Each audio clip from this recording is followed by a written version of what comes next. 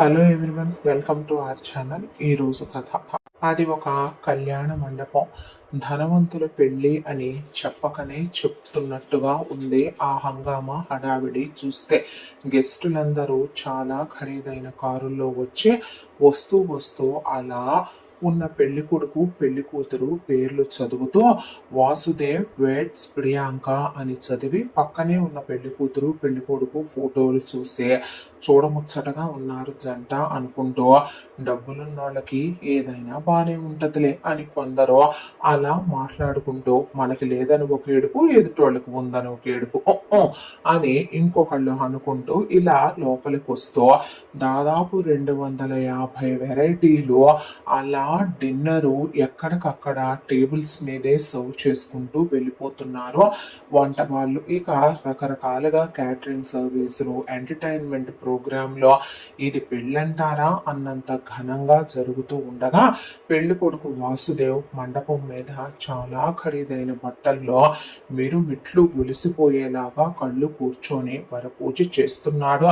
పెళ్లి కూతుర్ని వెళ్ళి ఒక్కొక్కళ్ళు అలా తెలిసిన వాళ్ళు చూస్తుంటే హై ఎండ్ మేకప్ ఆర్టిస్టులు వచ్చి వాళ్ళంతా రెడీ చేస్తూ అసలు ఒక లెవెల్లో పెళ్లి కూతురికి నగలు దిగేసి దగద్దాయమానంగా ప్రియాంకని సిద్ధం చేస్తూ ఉండగా, ప్రియాంక వాళ్ళ అమ్మ నాన్న సుందరి సుబ్బారావు మెడ తిరగకుండా సుందరి నగలేసి ఖరీదైన పట్టు చీర కట్టి, సుబ్బారావు వాళ్ళ లెవెల్కి తగినట్టుగా ఉన్నట్టుగా బట్టలు వేసి కళ్యాణ మండపం అంతా తిరిగేస్తూ, ఇటువైపున పెళ్లి కొడుకు తండ్రి మహేంద్ర, పెళ్లి కొడుకు తల్లి వసుంధర వాళ్ళు ఏమాత్రం తగ్గకుండా టీవీగా దర్జాగా దర్పంగా తయారయ్యి మహేంద్ర అన్నదమ్ములు అక్క చెల్లెళ్ళు కళ్యాణ మండపంలో వచ్చే గెస్టులు వెళ్లే గెస్టులు బంధువులతో కిటకిటలాడిపోతూ కళ్యాణ మండపం కళకళలాడిపోతోంది. ఈలోగా పంతులు గారు బ్రేక్ ఇచ్చినట్టుగా, అమ్మ పెళ్లి కూతుర్ని తీసుకురండి అనేసరికి, ఇప్పుడే తీసుకొస్తాం పంతులు గారు అనే వెళ్ళి అమ్మాయిని తీసుకొద్దాం పదమనమని వసుంధర సుందరి ఇద్దరు కలిసి వెళ్ళి రావే వెళదామనే పాటికి చాలా బ్రహ్మాండంగా రెడీ చేయించి ఉంచిన కొబ్బరికాయ తీసుకొని పెళ్లి కూతురు అడుగులో అడుగు వేసుకుంటూ ఒకవైపున చుట్టాలు బంధువులు అందరూ సరసాలాడుతూ నవ్విస్తూ పెళ్లి కొడుకు దగ్గరికి పెళ్లి పందిట్లోకి అలా రాబోతున్న ప్రియాంక ఒక్కసారిగా మొదలు నరికిన చెట్టులాగా పెళ్ళుమని విరిగినట్టు కళ్ళు తిరిగి పడిపోయింది. దాంతో గబగబా ఆ కొబ్బరికాయ అందుకొని పక్కన పంతులు గారు పట్టుకునేసరికి వాసు లేచి నిలబడ్డాడు. ఈలోగా మహేంద్ర గారు అలాగే సుబ్బారావు, మహేంద్ర గారి తోడబుట్టిన వాళ్ళు, కొంతమంది దగ్గర బంధువులు పరిగెత్తుకుంటూ వస్తే గబాల్న ఈ అమ్మాయిని ఎత్తుకొని ప్రియాంకని అక్కడ ఉన్న వాసు తీసుకెళ్లి గదిలో పడుకోబెట్టాడు. ఈలోగా అక్కడున్న చుట్టాలు బంధువులు, వీళ్ళింట్లో చాలా ఫ్రీడమ్ ఉంటదిగా, మనమన్నా పట్టింపులని సాంప్రదాయాలని అన్ని పాతకాలం పద్ధతుల్లో జరగాలని మనం ఏమీ తిన్నివ్వము, పెళ్లి కూతుర్ని పెళ్లి కొడుకునే ఉపవాసం ఉంచేస్తాము. అలాంటిదే ఇందాకటి నుంచి ఇది కంచిమేక తిన్నట్టు తింటూనే ఉంది. క్యాటరింగ్ వాళ్ళు ఎత్తికెళ్తానే ఉన్నారు గదిలోకి.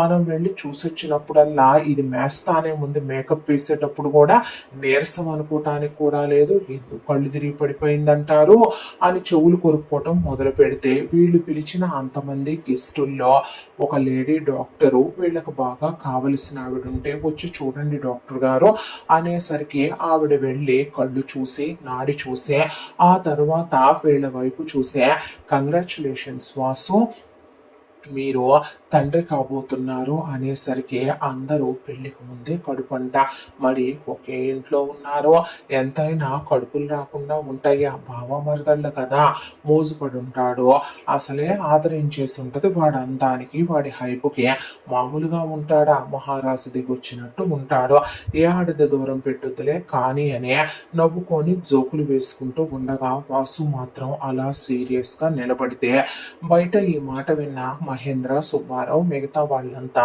అలా నిలబడి, ఈ రోజుల్లో పిల్లలకి తొందరపడటం మామూలే కదా, ఆయన ఆ అమ్మాయి ఏమీ పరాయిది కాదు, వసుంధరకి స్వయాన అన్నయ్య కూతురు ప్రియాంక, అలాంటప్పుడు ప్రియ గురించి ఆలోచించాల్సిన అవసరం ఏముందే, ఎటు తన కొడుక్కిచ్చేగా చేసుకునేదే. సుందరి స్వయాన తనకి వదినే కాబట్టి ఇంకా వాళ్ళల్లో వాళ్ళు ఏం తప్పులు పట్టుకుంటారో అలా ఉండగా పొట్ట మీద చెయ్యేసి నొక్కే బంపు కూడా కనిపిస్తుంది. నా అనుమానం ప్రకారం 4th మంత్ కూడా క్రాస్ అయినట్టుంది. ఒకసారి ఈ హడావిడి అంతా తగ్గాక మీరు హాస్పిటల్కి తీసుకొస్తే నేను మిగతా అన్ని చూస్తాను అని ఆవిడ ముందు ఇంజెక్షను కొన్ని సెలైన్లు అలా రాసి పంపించే ఒక హాఫ్ అన్ అవర్ మీరు కాస్త తనకి గాలి తగలనివ్వండి అనే పాటికి బయటకు వచ్చి నిలబడ్డారు అందరూ. ఆవిడ ఇంజక్షన్లు ఇచ్చిందే, ఆ తర్వాత సెలైన్లు పెట్టిందే.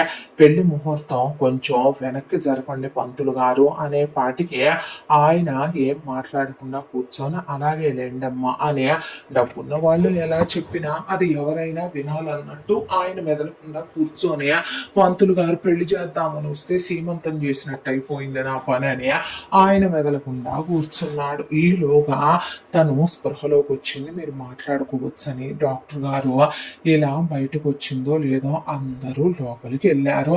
లోపలికి వెళ్ళిన తర్వాత ఏరా వాసు ఆగలేకపోయావా, మరి అంత కంగారు పడ్డావు అనే వసుంధర నవ్వుతూ ఉంటే, నేను అసలు పుట్టి బుద్ధి ఎరిగిన తర్వాత ఇప్పటి వరకు దాని ఒంటి మీద చెయ్యేసి దాన్ని ముట్టుకోలేదు. ఇప్పటి వరకు దాంతో నాకు ఒక హగ్గు కిస్సు కూడా లేదమ్మా అనే పాటికి నిర్ఘాంతపోయే చుట్టాలు నోట్లో పుట్టలు కుక్కేసుకొని వచ్చిన గెస్టులకి అలా వార్త పాకుతూ వెళ్ళి దాదాపు 20,000 మంది ఉన్న మా పెళ్ళి అదే. దాంతో అందరికీ టామ్ టామ్ అయిపోయింది ఆ న్యూస్. ఎక్కడ వాళ్ళు అక్కడ మాట్లాడుకోవటం రకరకాలుగా మొదలుపెట్టి, ఎవడు చేశాడంటావు కడుపు, ఎవరితో తిరిగిందంటావు ఇదే, ఎంతైనా సరే అమ్మో అమ్మో ఎంతకైనా తగినయ్యా ఇలాంటి అనే రకరకాలుగా మాట్లాడుకుంటూ ఉండగా, ఏంట్రా నువ్వు మాట్లాడేదంటే, అడుగు దాన్నే, నేను దాన్ని ముట్టుకున్నానా, ఆ కడుపు నాకే వచ్చిందా అని చెప్పి మాట్లాడుతూ ఉన్న వాసు అలా లేచి నిలబడి నిలువుగుడ్లు వేసుకొని చూస్తున్న ప్రియని లాగి పెట్టి కొడితే పట్టా పట్టా పట్టా పట్టా ముక్కుల్లోంచి నోట్లోంచి బ్లడ్ పడిపోయి గొంతు పట్టుకొని గోడకేసి నొక్కేస్తుంటే మొహమంతా ఎర్రగా వచ్చి గుడ్లు బయటకు వచ్చేసి నేను చచ్చిపోతాను బావా అని చెప్పి అలా పైకి లేపేసరికి కాళ్ళు గోడ కొట్టుకుంటూ ఉంటే, చంపేస్తావా ఏంట్రా దాన్ని, ఒక్కగానొక్క బిడ్డరా నాకు, ఇప్పుడు నేను కనగలనా, మళ్ళీ నాకు పిల్లలు పుడతారా, ఆగరా నువ్వని సుందరి అనేపాటికి ఈలోగా అక్కడికి వచ్చిన మిగతా వాళ్ళు పట్టుకొని వాసుని వెనక్కి లాగేశారు. ఎవడితో కులికొచ్చిందో ఆ కడుపు, ఏ తప్పు చేసి వచ్చిందో ఆ కడుపు, ముందు అది కనుక్కోండి అనే పాటికి జరిగిన దానిలో నా తప్పు ఉందా అంటే ఉందని చెప్పాలా, నా తప్పు లేదని చెప్పాలా, నాకు అర్థం కావటం లేదు. ఈ కడుపు పూర్తిగా నాదే బాధ్యతనే నేను అనలేకపోతున్నాను బావా అనేసరికి, అసలు ఏం జరిగిందే అని వీళ్ళందరూ అంటూ ఉండగా, అవునా నిజమా, అయితే నిన్ను ఎవడైనా మొత్తు మందిచ్చి నీ పక్కలో పడుకున్నాడా, నిన్ను మ్యానిపులేట్ చేశాడా, ప్రేమనే నాటకం ఆడాడా, నిన్ను రేప్ చేశాడా, లేకపోతే నిన్నేమైనా వాడి అవసరాలకు వాడుకున్నాడా, ఏదైనా సరే ముందు వెళ్ళి వాడిని నరికేసి వచ్చే, నీ కడుపులో బిడ్డతో సహా నిన్ను యాక్సెప్ట్ చేసి నిన్ను 10 మంది గ్యాంగ్ రేప్ చేసినా సరే నేను పెళ్లి చేసుకుంటానే, చెప్పు మరి ఏం జరిగింది అనే పాటికి వాసు అసలే చాలా సీరియస్ గా ఉంటాడు. వాసుది చాలా స్ట్రైట్ ఫార్వర్డ్ నేచరు, విపరీతమైన కోపం, పైగా చూసే వాళ్ళకి అగ్ని పర్వతం నడిచొస్తూ ఉంటే ఎలా ఉంటుందో వాసుని చూస్తే తడిచిపోద్ది ఎక్కడ వాళ్ళకి అక్కడ. అంత ఫైర్ బ్రాండ్ లాగా ఉంటాడు, అంత రెబల్ లాగా ఉంటాడు పర్సన్. దాంతో అలా ఎక్కడ వాళ్ళు అక్కడ చూస్తూ నిలబడితే, నేను జరిగింది చెప్తాను అని చెప్పుకురావడం మొదలుపెట్టింది ప్రియ.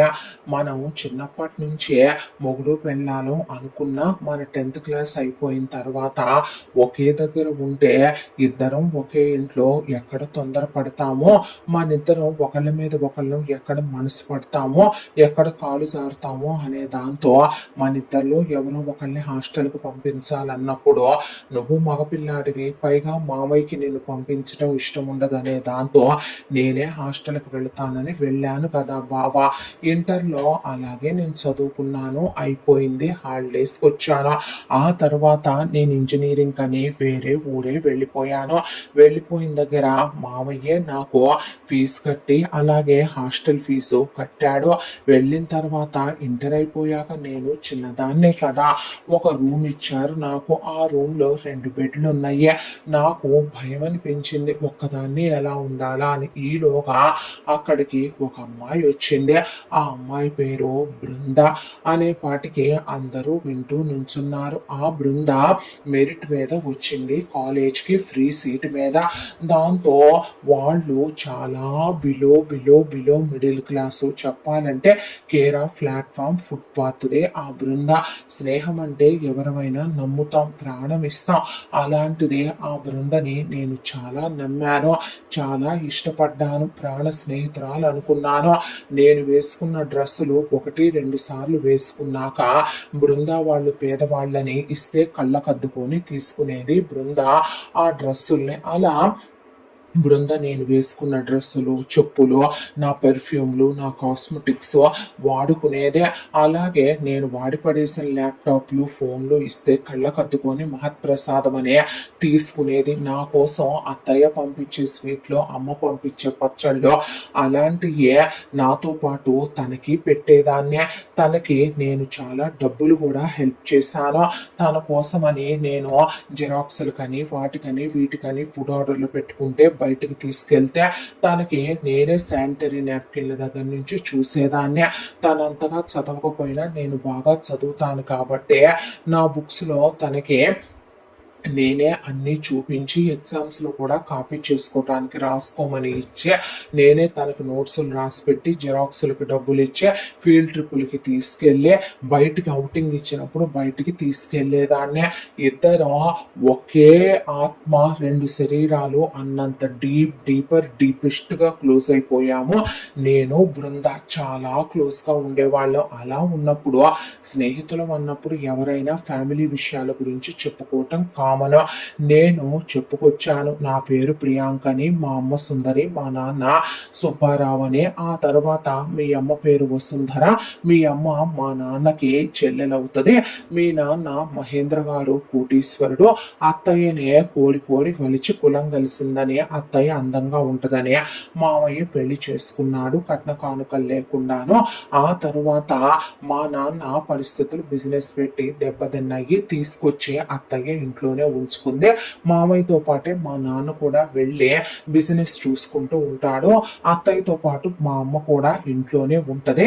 నన్ను ఇక్కడ కాలేజీలో చేర్చి మా మామయ్య ఫీజు కడతాడు సంవత్సరానికి ఒకసారి, అలాగే హాస్టల్ ఫీజు కడతారు, సంవత్సరానికి ఒకసారి బట్టలు కొని పెడతారు అని చెప్పి నాకు మా బావున్నాడు. మా బావనిచ్చే నాకు పెళ్లి చేద్దాం అనుకుంటున్నారు చదువు అయిపోయిన తర్వాత అని చెప్పాను. చెప్పినప్పుడు బృంద కూడా తన ఫ్యామిలీ గురించి చెప్పుకొచ్చింది. వాళ్ళ నాన్న పేరు నారాయణ, వాళ్ళ అమ్మ పేరు లక్ష్మి.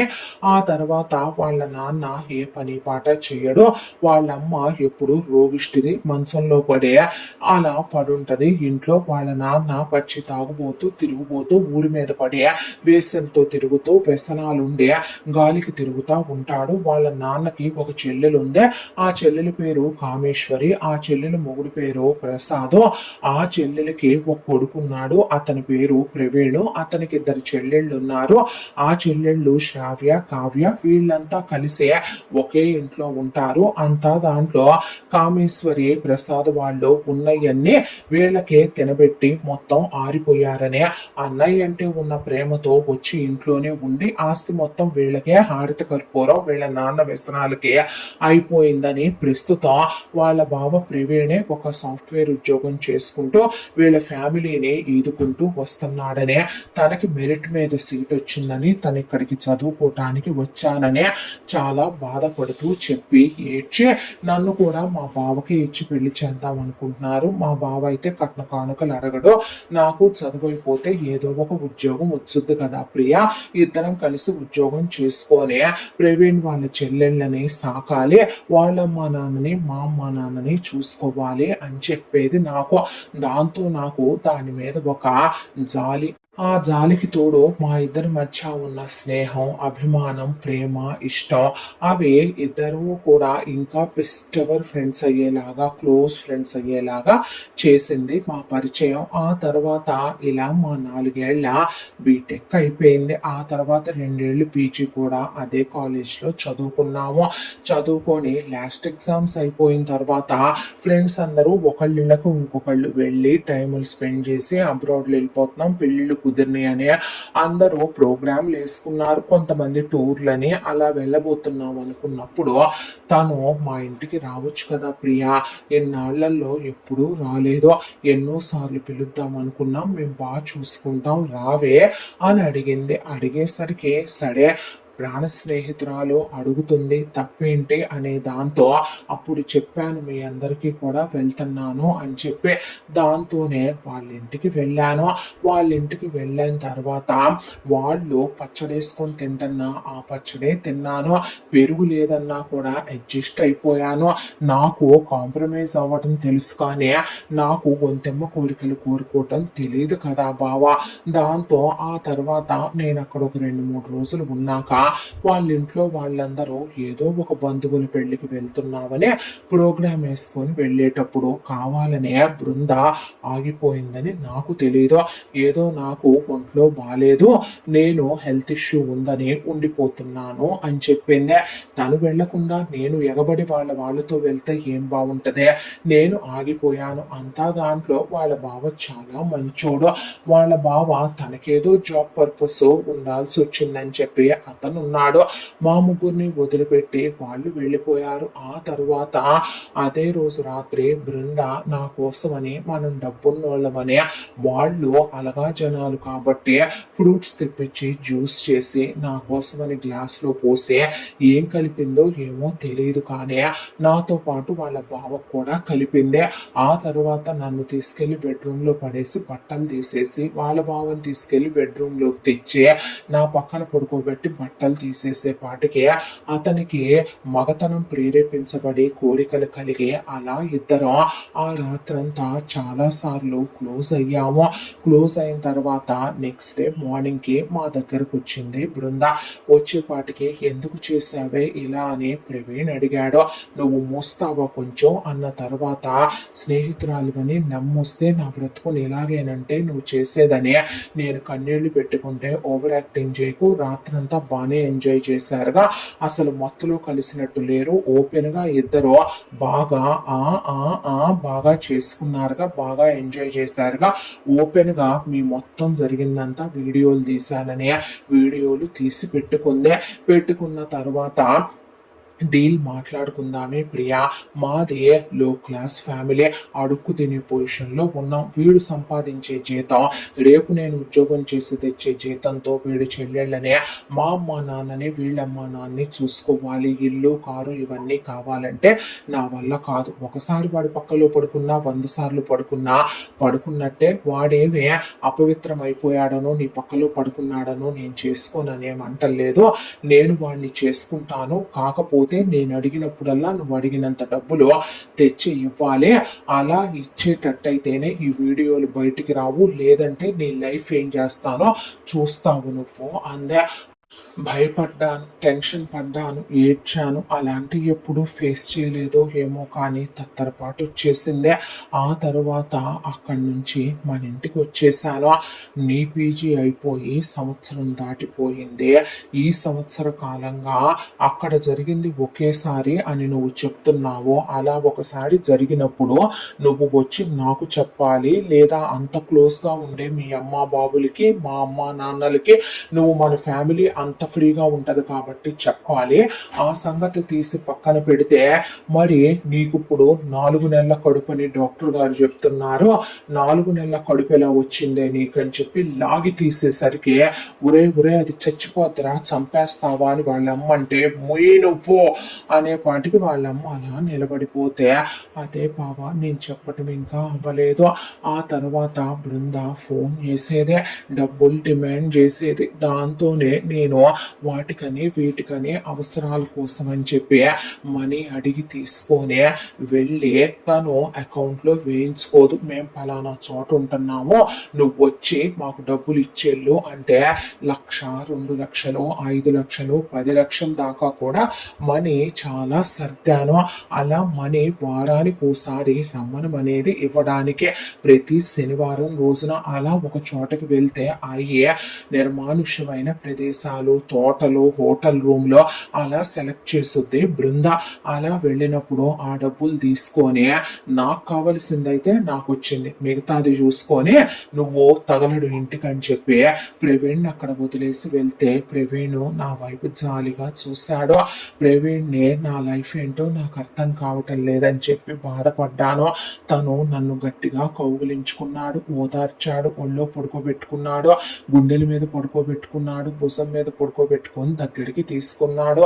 నువ్వంటే నాకు చాలా ఇష్టం. ఆ రోజు తెలిసి కలిశానో తెలియక కలిశానో నాకు తెలియదు, కానీ ఒకసారి ఎప్పుడైతే నీతో కలిశానో నీకు దూరమై ఉండలేకపోతున్నాను ప్రియా. నిన్ను నేను ప్రేమిస్తున్నాను.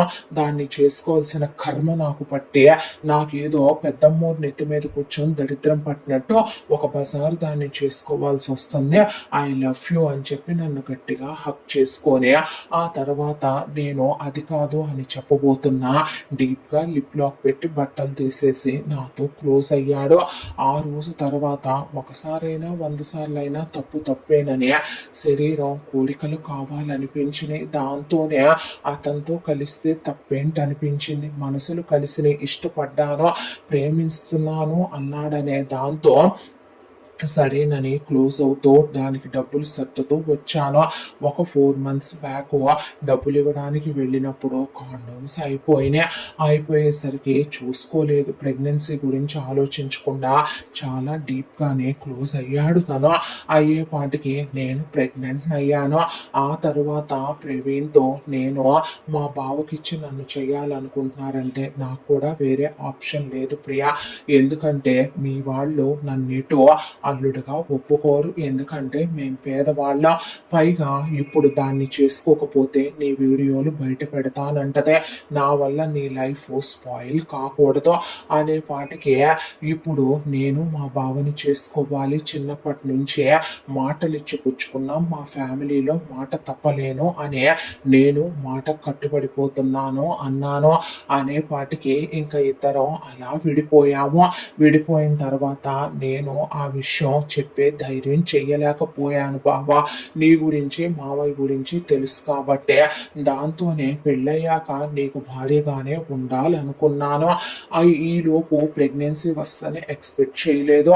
అలా షాపింగులకని వాటికని వీటికని తిరుగుతూ నెగ్లెక్ట్ చేసి ఈ రోజు ఎక్కడ దాకా వచ్చింది సిచ్యువేషను అనే పాటికి నాటకాలు ఆడుతున్నావంటే అని వాసు వెళ్ళి ప్రియ గొంతు పట్టుకొని గోడకేసి మోదేపాటికి తలకాయ పగిలిపోతే వామ్మో వాయ్యో చంపేస్తున్నాడు ఇంకేముందని చెప్పి సుందరి గొడవ చేసేపాటికి అక్కడ ఉన్న వాళ్ళందరూ లాగేస్తే వాడితో సంవత్సరం నుంచి పడుకుంటా నాటకాలేసి పెళ్లి మండపాలెక్కి నన్ను పెళ్లి చేసుకోబోయో బజారు దానా ఎలా కనపడుతున్నానే, నీకు అంత చీప్ అయిపోయానా నేనని కాలు ఎత్తేసేపాటికి గొంతు మీదకి వీళ్ళమ్మొచ్చి లాక్కెళ్ళి బయటికి మన పిల్ల రాది, ఎంతైనా మన కులం, మన రక్తం, మన బంధుత్వం, మన చుట్టరికం. అసలు ఒక మాట నేను చెప్తాను, పనిష్మెంట్లు శిక్షలో అది తప్పే చేసింది అనుకుందాం. సరేరా నువ్వు వయసులో ఉన్న మగాడివే, అది ఒకసారి జరిగిన తర్వాత శరీరం కావాలనిపించింది, వెళ్ళింది, నా కూతురు పడుకుంది, నా కూతురు తప్పే చేసింది, అందుకది కడుపు తెచ్చుకుంది, మోస్తుంది, ఎంతమందిలో అవమానం, నీ వల్ల దెబ్బలు. మరి దీనికి అంతటికీ కారణమైన ఆ బజారు ముండ, ఆ బోకుముండ, ఆ పోలం బోకుముండ, ఆ భోగం ముండ, అది మాత్రం బానే ఉంది కదరా. నువ్వు నిజంగా మగాడివైతే, నువ్వు నిజంగా నాకే పుడితే, మీ నాన్నకే నేను నిన్ను కంటే నీకే పౌరుషం మగతనం ఉంటే దాన్ని కదరా నువ్వు పని చెయ్యాలి. స్నేహాలు అనే వాటికి నమ్ముతారు. అదేమైనా మగాడితో స్నేహం చేసిందా, ఆ తీసుకెళ్లి దీన్ని దాని బావు పక్కలో పడుకోబెట్టుద్దనే ఏమైనా అనుకుందా ప్రియ, ఇదంతా జరుగుద్దనే. ఇందులో తప్పంతా చేసింది అది, మ్యానిపులేట్ చేసింది అది, వెన్నుపోటు పొడిచింది అది, గుంట నక్క అదే, తెన్నింటి వాసాలు లెక్క పెట్టింది అది, స్వార్థపరురాలు అదే, డబ్బుల కోసం దిగజారిపోయిన బజారు అదే. నువ్వు చెయ్యాలనుకుంటే దాన్ని చెయ్యాలి గాని దీన్ని చేయటం ఏంట్రా, బుద్ధి జ్ఞానం లేకుండానో అనే పాటికి వెంటనే వెళ్ళి జుట్టు పట్టేసుకున్నాడు వాసు. ప్రియదే ఎక్కడుంటదే అది, ఏం చేస్తుందే ఇప్పుడు అది అనే పాటికి నువ్వు వచ్చినా రాకపోయినా పర్వాలేదు అనే దాంతో డిజిటల్ వెడ్డింగ్ కార్డు పెట్టారు. ఈ రోజే ఇంకో 3 గంటల తర్వాత వాళ్ళిద్దరికీ కూడా పెళ్లి ముహూర్తం బావా అని చెప్పి ఫోన్లో చూపించేసరికి దాంట్లో బృందా వెడ్స్ ప్రవీణ్ అని రాసుండేసరికి వీళ్ళ ఊరికి ఒక 2 గంటల అవతల వాళ్ళ ఊరు. దాంతో ఇమీడియట్ గా నేనేంటో చూస్తారు ఒక్కొక్కళ్ళని. అక్కడి నుంచి ముందు బాసికం తీసి ఆ తర్వాత చాలా ఫాస్ట్ గా పెట్టిన తలపాగా తీసి పక్కన పడేసి ఆ పెళ్లి బట్టల్లోనే వెళ్ళి అలా కారులో కూర్చొని ఫాస్ట్ గా కారు డ్రైవ్ చేసుకుంటూ వెళ్ళటం మొదలు పెట్టాడు వాసు. ఈలోగా వాసు వాళ్ళకి ఎవరితో పగలు రౌడీయిజాలు గుండాయిజాలు లేకపోయినా వ్యాపారాల్లో ఉండే మనుషులు కాబట్టి బాడీ బిల్డర్స్ ఉంటారు, వాళ్ళ దగ్గర వెపన్స్ కూడా ఉంటాయి. ఎందుకంటే కాస్త పెద్ద వ్యాపారం కాబట్టి కాంపిటీటర్స్ మంచి చెడు ఉంటాయి, వాళ్ళు కాపలాకి ఇప్పుడు ఉంచుకుంటారు.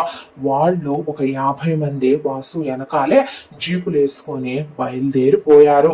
ఇక్కడ కథ ఇలా జరుగుతూ ఉండగా ఇటు ప్రియాంకకి డాక్టర్ని పిలిచి కట్టించే వీళ్ళు అదే కళ్యాణ మండపంలో అలా కూర్చొని ఏమీ అర్థం కాక బుర్రలు పూక్కుంటూ ఉండగా వాసు ఎప్పుడు వాల్కెనో ఎరప్ట్ అవుద్దో అన్నట్టుగా మనుషుల్ని తీసుకొని చాలా ఫాస్ట్ గా కారు డ్రైవ్ చేసుకుంటూ కళ్ళెర్రగా అయిపోయి గతమంతా చిన్నప్పటి నుంచి కళ్ళ ముందు మెదులుతో ఈ రోజు మెయిన్ పాయింట్ ఒకటి వాళ్ళ నాన్న పరువు, రెండోది ఆ కళ్యాణ మండపంలో 1000 మంది ముందు వాసు పెళ్ళి ఆగిపోతే అది చిన్న ఇష్యూ కాదు, చాలా పెద్ద విషయం అయిపోతుంది.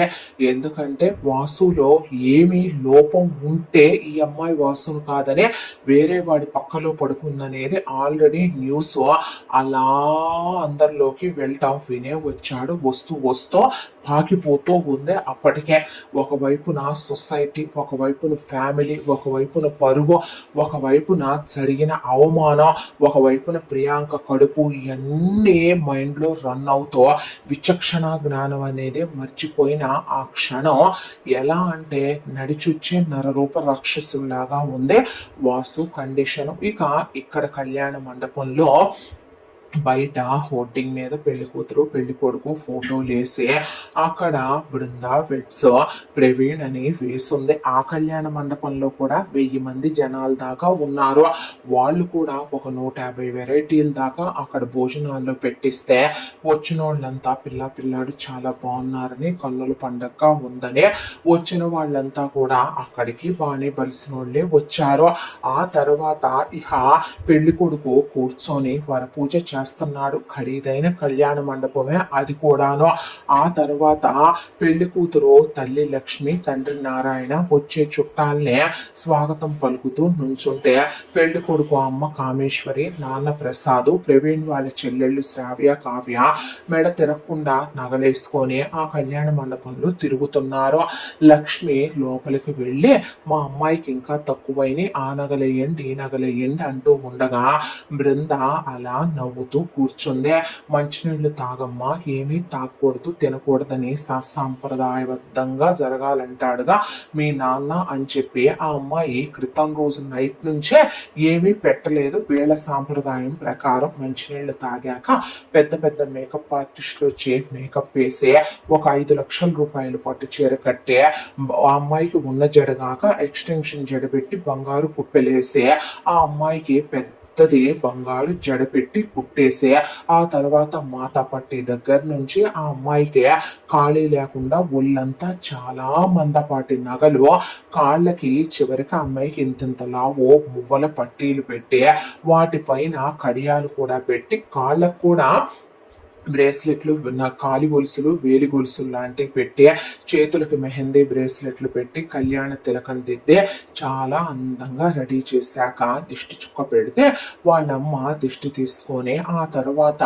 కళ్యాణ మండపంలో పంతులు గారు తీసుకురండమ్మా అనేసరికి చాలా అందంగా డెకరేట్ చేయించిన ఈవెంట్ వాళ్ళు కొబ్బరికాయ తీసుకొచ్చిస్తే ఈ అమ్మాయి చేతికిచ్చే ఈ అమ్మాయిని అలా నడిపించుకుంటూ వస్తుంటే బుగ్గ చుక్క పెట్టుకుంది సీతమ్మ సీతమ్మ అనే పాట పెడుతూ ఒకవైపున ప్రవీణ్ అమ్మాయి వైపు అలా చూస్తూ చిరునవ్వులు చిందిస్తూ ఉండగా ఆ అమ్మాయి సిగ్గుపడుతూ బుగ్గలు ఎరుపెక్కిపోతూ ఎన్నో ఆశలు, కలలు, కోరికలు, లైఫ్ మీద ఎన్నో ఎక్స్పెక్టేషన్స్ తో అడుగులో అడిగేసుకుంటూ పెద్ద పెద్ద ఫోటోగ్రాఫర్లు, వీడియోలు, డ్రోన్ కెమెరాలు, ఎల్ఈడి స్క్రీన్లు మంచి హడావిడిగా ఉంది. అక్కడ కూడా ఆ అమ్మాయిని తీసుకొచ్చి కొబ్బరికాయ తీసుకొని తెరసాల పట్టి అలా కూర్చోబెట్టగానే ఇక్కడ వాసు కారాగి మనుషులు జీపులాగినయ్యే.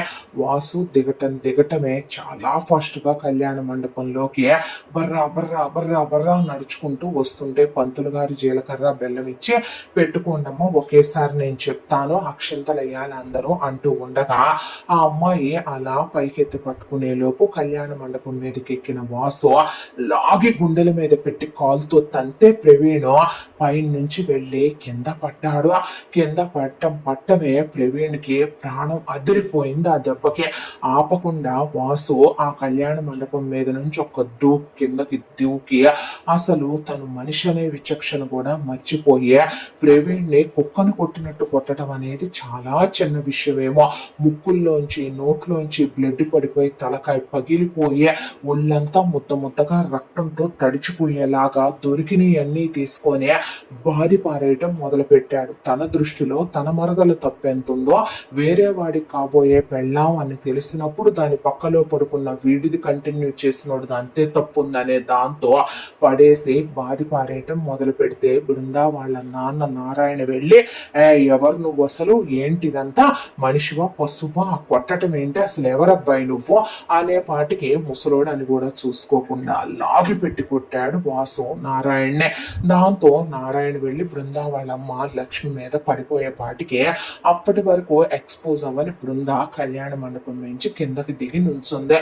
వీళ్ళ నాన్న వీళ్ళమ్మని కొట్టి చంపేసేటట్టున్నాడే వాడే మన అమ్మాయిని పెళ్లి చేసుకోవాలి కారణం ఏంటనేది కూడా చెప్పట్లేదు. అసలు ఎవడు వీడు ఎందుకు కొడుతున్నాడో వెళ్ళి ఆపవే వాడిని అనే పాటికి నేనా అండి అంటే ఆడోళ్ళు లాగితే మగాళ్ళు చల్లపడతారు, మగాళ్ళని చొచ్చగొట్టొచ్చు, ఆడోళ్ళు అయితే కూల్ చేయొచ్చు, వయసులో తల్లంత దానివి కదా వెళ్ళి ఆపవే వాడిని చంపేసేటట్టున్నాడు నా మేనల్లుండే అని ఆవిడ్ని ముందుకు దూశాడు నారాయణ. ఈలోగా లక్ష్మి అలా వెళ్ళి వాసును వెనక నుంచి చేపట్టుకొని అయ్యా బాబు నాన్న ఏదైనా ఉంటే కూర్చొని మాట్లాడుకుందాం కదమ్మా, అలా కొట్టకూడదు కదా నాన్న, అసలు ఏం జరిగిందనేది చెప్పాలి కదమ్మా, అలా ఉండకూడదు కదా నాన్న, అది తప్పు కదమ్మా అంత కోపం అనే ఆవిడ చాలా మెతక మనిషి చాలా కూల్ గా ప్రశాంతంగా చెప్తూ ఉండగా అసలు ఇదంతా ఏది వినిపించుకొని వాసు ఆవిడ్ని పట్టుకొని కొట్టలేదు కానీ ఒక్క విదిలింపు విదిలించి తోసేసరికి ఆవిడ స్తంభాన్ని గుద్దుకొని తల పగిలి ఒక 2 కుట్లేసేంత బెజ్జం పడి బ్లడ్ కారటం మొదలయ్యా. కళ్ళు మైకం కమ్మి కూర్చుండిపోయింది ఆవిడ.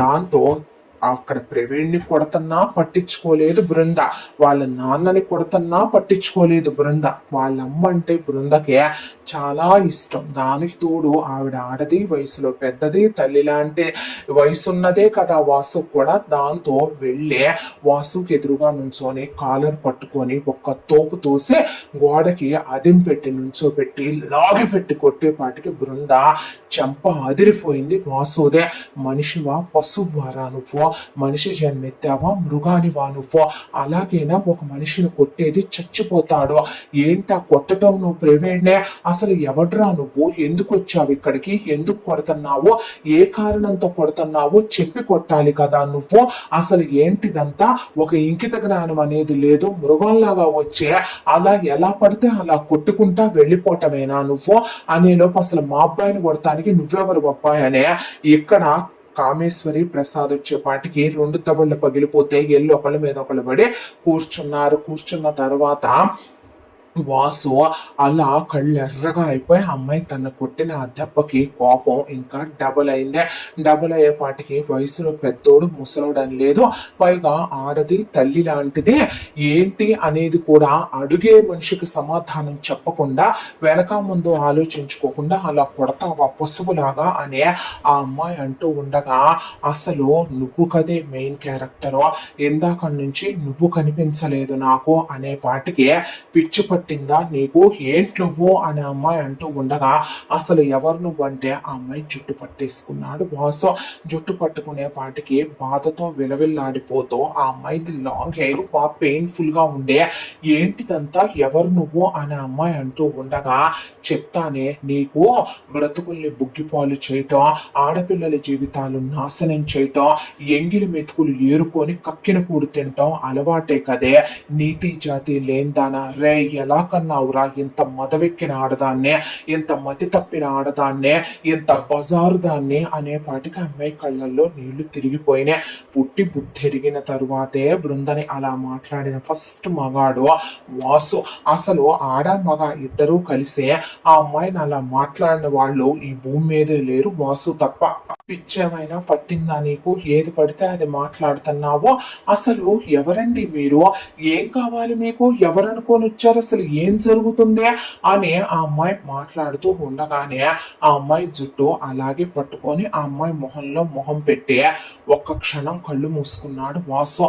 కళ్ళు మూసుకొని, నువ్వు నా కాబోయే పెళ్ళాన్ని ఏం చేయించావో వీడు నా కాబోయే పెళ్ళాంతో ఏం చేశాడో అదే లెక్క ప్రకారం నేను నీతో చెయ్యాలి కదవే, నిన్ను ఇప్పుడు అదే చెయ్యాలిగా నేను అనే పాటికి ఆ అమ్మాయి అలా చూస్తూ, ఏం వాగుతున్నావు నువ్వు అని ప్రవీణ్ వైపు చూస్తే ప్రవీణ్ అలా రక్తం గాడిపోతూ ఉంటే ప్రవీణ్ వాళ్ళ అమ్మ నాన్న వెళ్ళి అలా ప్రవీణ్ దగ్గర కూర్చుంటే అల్లుడిని సముదాయిస్తూ ఖర్చు పెట్టి పట్టుకున్నాడు వీళ్ళ నాన్న. అక్కడున్న మనుషులతో, రేయ్ వీళ్ళల్లో ఒక్కళ్ళు కూడా పక్కకి తప్పుకోవడానికి వీల్లేదు, దీని ఫ్యామిలీ వరకే, కమేండ్రా అనే పాటికి వీళ్ళందరినీ మోకాళ్ళ మీద కూర్చోబెట్టి వాళ్ళు అలా గన్నులు పెట్టి నుంచునే పాటికి ఆ అమ్మాయి బిత్తరపోతే ఆ కళ్యాణ మండపంలో ఉన్న వాళ్ళని, ఈ పెళ్లి ఆగిపోయింది దొబ్బేయండి అందరూ అనే పాటికి మనకెందుకు అనుకునే వాళ్లే కానీ అక్కడికి వచ్చిన వాళ్ళేమి వీళ్ళకి క్లోజ్ చుట్టాలో బంధువులో, వాసు వాళ్ళకున్నట్టు బృందా వాళ్ళకి పెద్ద బంధుగణము బలగము పలుకుబళ్ళు ఉన్నోళ్ళు, వీళ్ళ వైపు మాట్లాడే వాళ్ళు, హంగామాలు చేసేవాళ్ళు, ఒక పోలీస్ డిపార్ట్మెంట్ లో ఉండేవాళ్ళు, పోలీసులు ఫోన్ చేసేవాళ్ళు కూడా లేరు అక్కడ. దాంతో మనకెందుకు వచ్చిన దరిద్రం అని చెప్పి గిఫ్ట్ కూడా మిగిలిందిలే తిన్నందుకని ఎవరి దారిన వాళ్ళు చెక్కేయటం మొదలు పెడితే ఆ అమ్మాయి దగ్గరకు వచ్చి, వాడి పక్కలో పడుకున్నావంటే నువ్వు అని అడిగే పాటికి, పిచ్చి పిచ్చిగా ఉందా నీకు, ఎలా కనపడుతున్నాను నేను, ఏది పడితే అది వాగితే దవడ పగులుతుంది నీకు అని బృంద అనే పాటికి ఆ అమ్మాయిని ఇంకా గట్టిగా చుట్టు పట్టుకొని, పడుకున్నావా వాడి పక్కలో నువ్వంటున్నా అనే పాటికి ఆ అమ్మాయి ఒక క్షణం పాటు ఆ అరుపుకి కళ్యాణ మండపం రీసౌండ్ వచ్చే పాటికి, లేదు నేను అలాంటి దాన్ని కాదు, అలా ఎప్పుడు చెయ్యలేదు అనే పాటికి, అవునులే నువ్వు పతివ్రతగానే ఉంటావు, ఎందుకంటే ఊళ్ళో వాళ్ళ పతివ్రత్యాలు కదే తీస్తారు మీరు అని చెప్పి, పదవే నువ్వు అని ఆ అమ్మాయి జుట్టు పట్టుకొని, ఏసురండ్రా ఈడి ఫ్యామిలీని దీని ఫ్యామిలీని అనే పాటికి అసలు ఏమీ మాట్లాడకుండా ఆ అమ్మాయిని ఈడ్చుకొచ్చి కారులో తోసి పడేస్తే, ఎక్కడికి అంటూ ఉండగానే కారు అద్దాలు ఎత్తేసి లాక్ చేసేసాడు వాసు. ఎక్కడికి వెళ్తున్నాం మనం చెప్పండి అంటూ ఉండగా, నీకు నాకు పెళ్ళి, అదేంటి ముహూర్తం పెట్టుకున్నావు కదా, మరి నా కాబోయే పెళ్ళాన్ని వీడు ఏం చేశాడో నీకు బాగా తెలుసా, మరి నిన్ను నేను వదిలేస్తే ఎలాగే, మాది పరువు కాదా, మాకు కులాలు లేవా, మా గౌరవాలు లేవా అని చెప్పి అంటూ ఉండగా, అసలు అమ్మాయి ఏం జరిగిందో చెప్పండి మీకు దండం పెడతానన్నా ఆ క్షణం అసలు వాసు ఏది వినిపించుకునే సిచ్యువేషన్ లో లేడు. ఒకవైపున వాళ్ళ మనుషులు దెబ్బలతోనే ఉన్న ప్రవీణ్ ట్రీట్మెంట్ కూడా చేయించుకుంటూ అలాగే వేసుకొని వెనకాల బళ్ళల్లో తీసుకొని ఇక్కడ కళ్యాణ మండపం దగ్గరికి వచ్చారు. వచ్చి రావటంతోనే వాసు పెళ్లి జరుగుతే ఎవరు వెళ్ళాల్సిన అవసరం లేదనేపాటి గెస్ట్లు కూడా అలాగే నిలబడిపోయేసరికి వీళ్ళోళ్ళందరూ ఆ దెబ్బలతోనే వచ్చి కూర్చోబెట్టండ్రా అనేపాటికి అలా వాళ్ళందరినీ కూర్చోబెట్టి పక్కన కాపలా నుంచున్నారు వీళ్ళు.